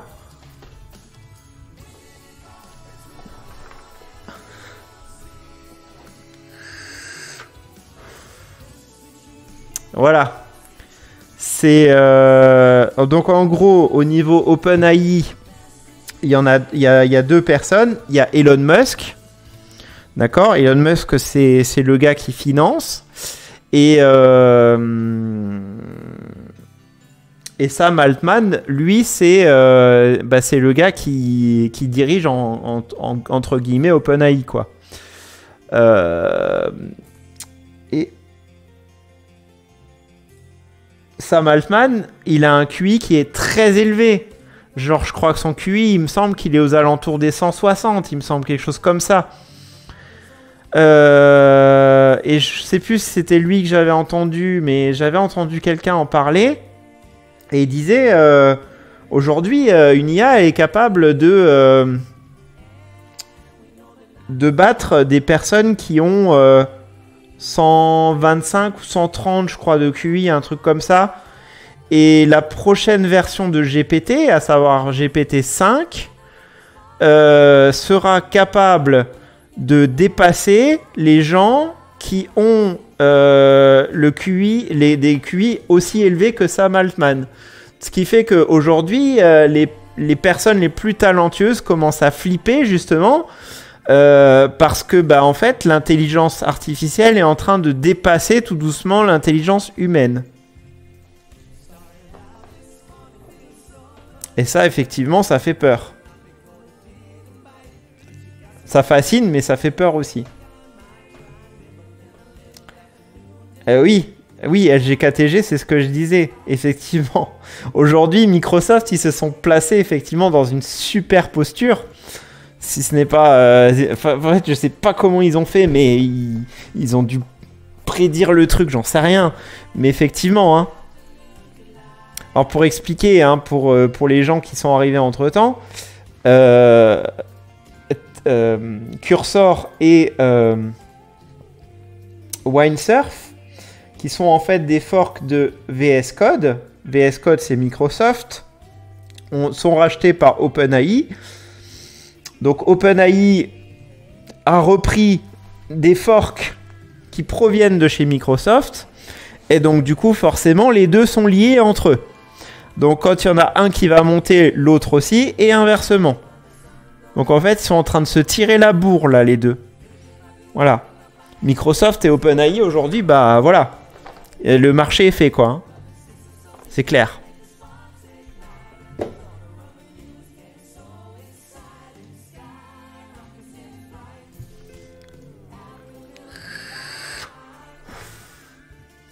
Je trouve que l'IA me détruit en CSS et en design en général. Je sais pas quoi faire. Bah, simplement, utilise ce que l'IA te donne. Et simplement, vérifie juste. Et salut à toi Xefray, hein, j'espère que tu vas bien. Utilise ce que l'IA te donne. Parce que aujourd'hui, en fait, faut pas vous dire je suis en concurrence avec l'IA. Non, ne vous dites pas ça, les gens. Dites-vous, au contraire, justement, demain, ici, dans nos poches, tout le monde aura cette même intelligence artificielle. Ce qui veut dire que l'intelligence, demain, n'aura plus forcément, entre guillemets, de valeur. Puisque on aura tous la capacité de pouvoir interroger comment dire? Oui, mais justement, c'est ça. Il faut pas se dire je suis en concurrence avec une IA. Il faut se dire qu'au contraire, tout le monde, même ceux qui n'ont pas forcément une capacité d'intelligence, il faut vous dire qu'on sera tous sur le même pied d'égalité parce qu'on aura tous la possibilité d'avoir dans nos poches une IA à portée de main. Et on aura tous la même. C'est déjà le cas aujourd'hui, mais ce que je veux dire par là, c'est que plus on va monter, plus elle va devenir intelligente. Maintenant, la différence qui va se faire entre un développeur et un autre, entre une personne et une autre, c'est comment je vais pouvoir utiliser cette puissance pour en faire mon avantage, pour l'utiliser à mon avantage. C'est-à-dire que si vous avez des idées, si vous avez de l'ambition, si vous avez de la volonté, si vous avez envie de percer, machin, etc., vous allez vous dire, bah c'est pas grave, il y a peut-être des secteurs, genre par exemple, je prends le cas du développement web. Dans le développement web, il y a des gens qui sont plus doués à faire du back-end, il y en a qui sont plus doués à faire de l'architecture, il y en a qui sont plus doués à faire du front-end. Moi, par exemple, je sais que je suis une bille en front-end. Bah, c'est pas grave. Je sais faire du CSS, ça, il n'y a aucun souci. Mais j'ai pas de mal, si tu veux, à déléguer certaines parties de mon code, par exemple, à une IA, pour lui dire, va me générer cette partie-là en statique. Moi, je vais juste vérifier derrière pour m'assurer que ça correspond bien à mon besoin. Et éventuellement faire des réadaptations avec, mais il faut s'habituer à travailler main dans la main avec cette intelligence artificielle en se disant que en travaillant de cette manière-là, on va pouvoir surperformer par rapport à ce qu'on faisait avant d'avoir accès à cet outil-là. Voilà.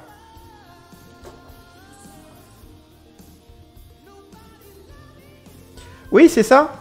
Mais c'est dans ce sens-là qu'on c'est vers ce sens-là qu'on va.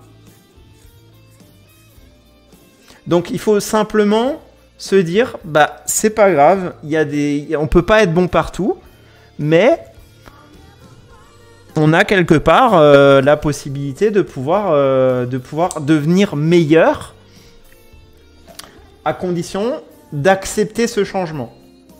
Voilà, faut être dans l'acceptation et pas dans le refus.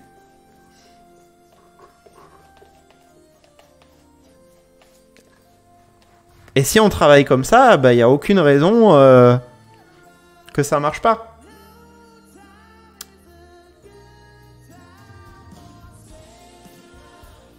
Ouais. Il évoquait l'émergence d'une troisième entité, composition de l'homme et de l'IA. Ouais, exactement.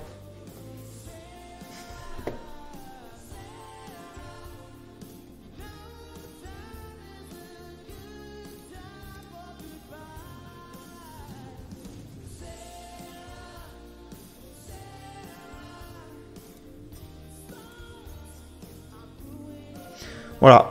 Pour moi, faut le prendre comme ça, le truc. Le bébé.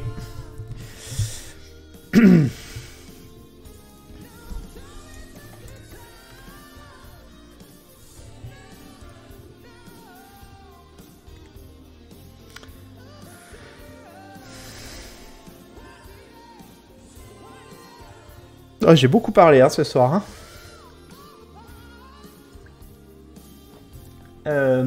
Je regarde encore s'il y a des trucs que j'ai oubliés. Il y a aussi Luc Julia qui est excellemment bon en IA. C'est le français qui a créé Siri pour Apple. Luc Julia, tu dis. S'il y a des gens parmi vous qui me découvrent aussi ce que je fais, n'hésitez pas aussi à aller jeter un œil du côté de ma chaîne YouTube. Je sors très régulièrement des vidéos sur des tas de sujets différents. Une des grosses... Je fais souvent des playlists, je travaille souvent avec des playlists.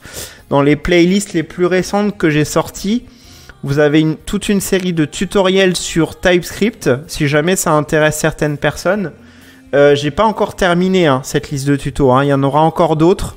Je prévois de faire les classes, les objets, l'injection de dépendance, l'inversion de contrôle, montrer des choses concrètes et parler de tout ça.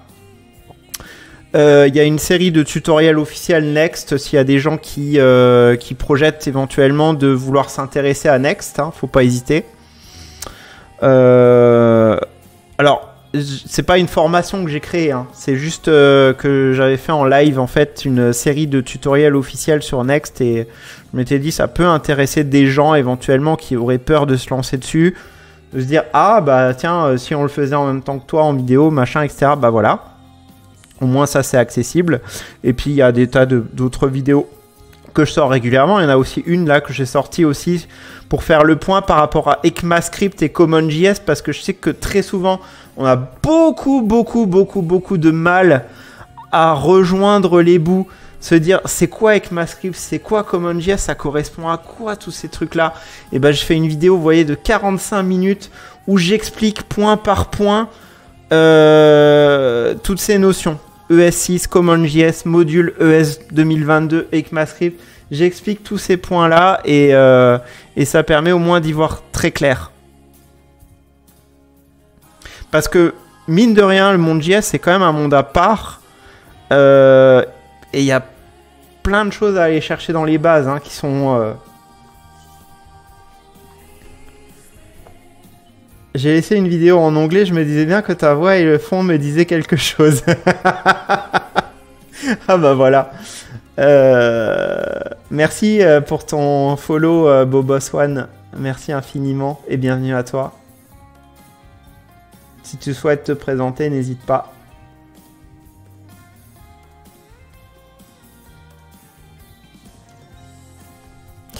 Donc toi, tu me parlais de, du coup...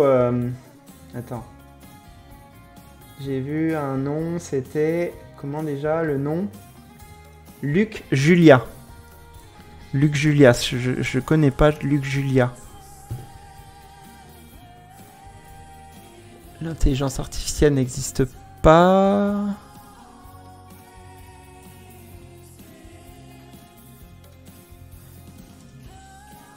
Il y a une interview dans ces interviews qui sont plus intéressantes que d'autres.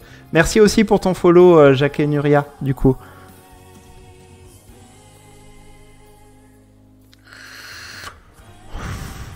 Oh, Devox?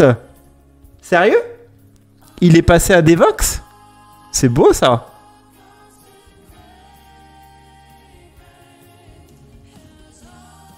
Il y a la tech et les idées reçues. Putain, ça, il faut que je me... Ça, je vais aller voir. Ça, je vais aller voir, ça m'intéresse. Je regarderai.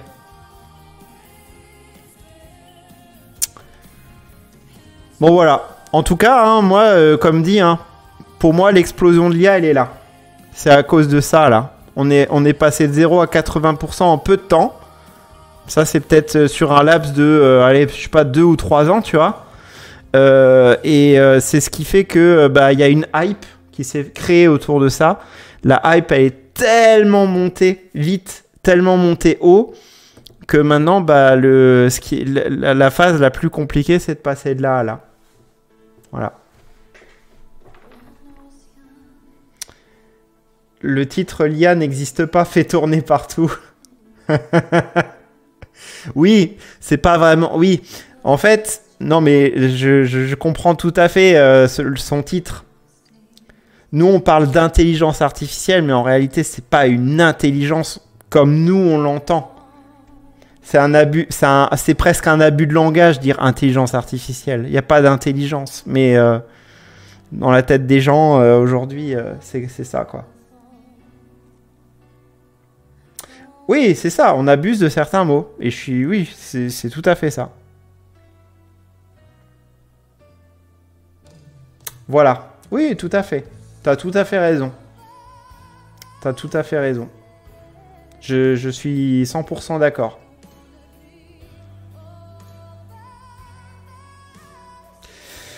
Bon, voilà les gens. J'espère que, en tout cas, j'avais pas prévu de faire un live, un live aussi long ce soir. On a beaucoup parlé et c'était cool, hein, en vrai. 2 heures. Je reviendrai évidemment en live peut-être demain, mais c'est pas sûr. Dans la semaine, je pense que je ferai au moins 1 ou 2 lives, ça c'est certain. Sûrement mardi. Mardi, c'est sûr que je serai là. Et puis pour les autres jours, je vous tiendrai au courant. Vous pouvez venir me rejoindre sur mon serveur Discord si vous le souhaitez. Il y a la possibilité de demander éventuellement de l'entraide. Il y a la possibilité de discuter de sujets et d'autres éventuellement aussi dessus. Hein. Donc c'est avec plaisir si vous avez envie de venir. Et puis voilà. Je vais quand même pas vous laisser là parce que je vais vous rediriger du coup sur la chaîne de Orca. Et puis voilà.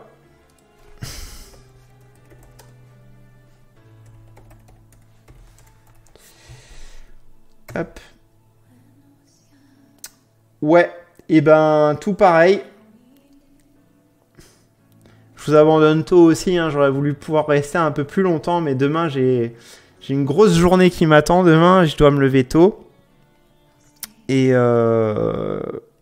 voilà. Voilà. Bon, en tout cas, je vous souhaite à tous une bonne fin de soirée. Merci d'avoir été si nombreux. Merci d'avoir regardé ce live. N'hésitez pas, si vous ne l'avez pas déjà fait, à vous abonner, à devenir followers de la chaîne et pour suivre tout ce que je fais.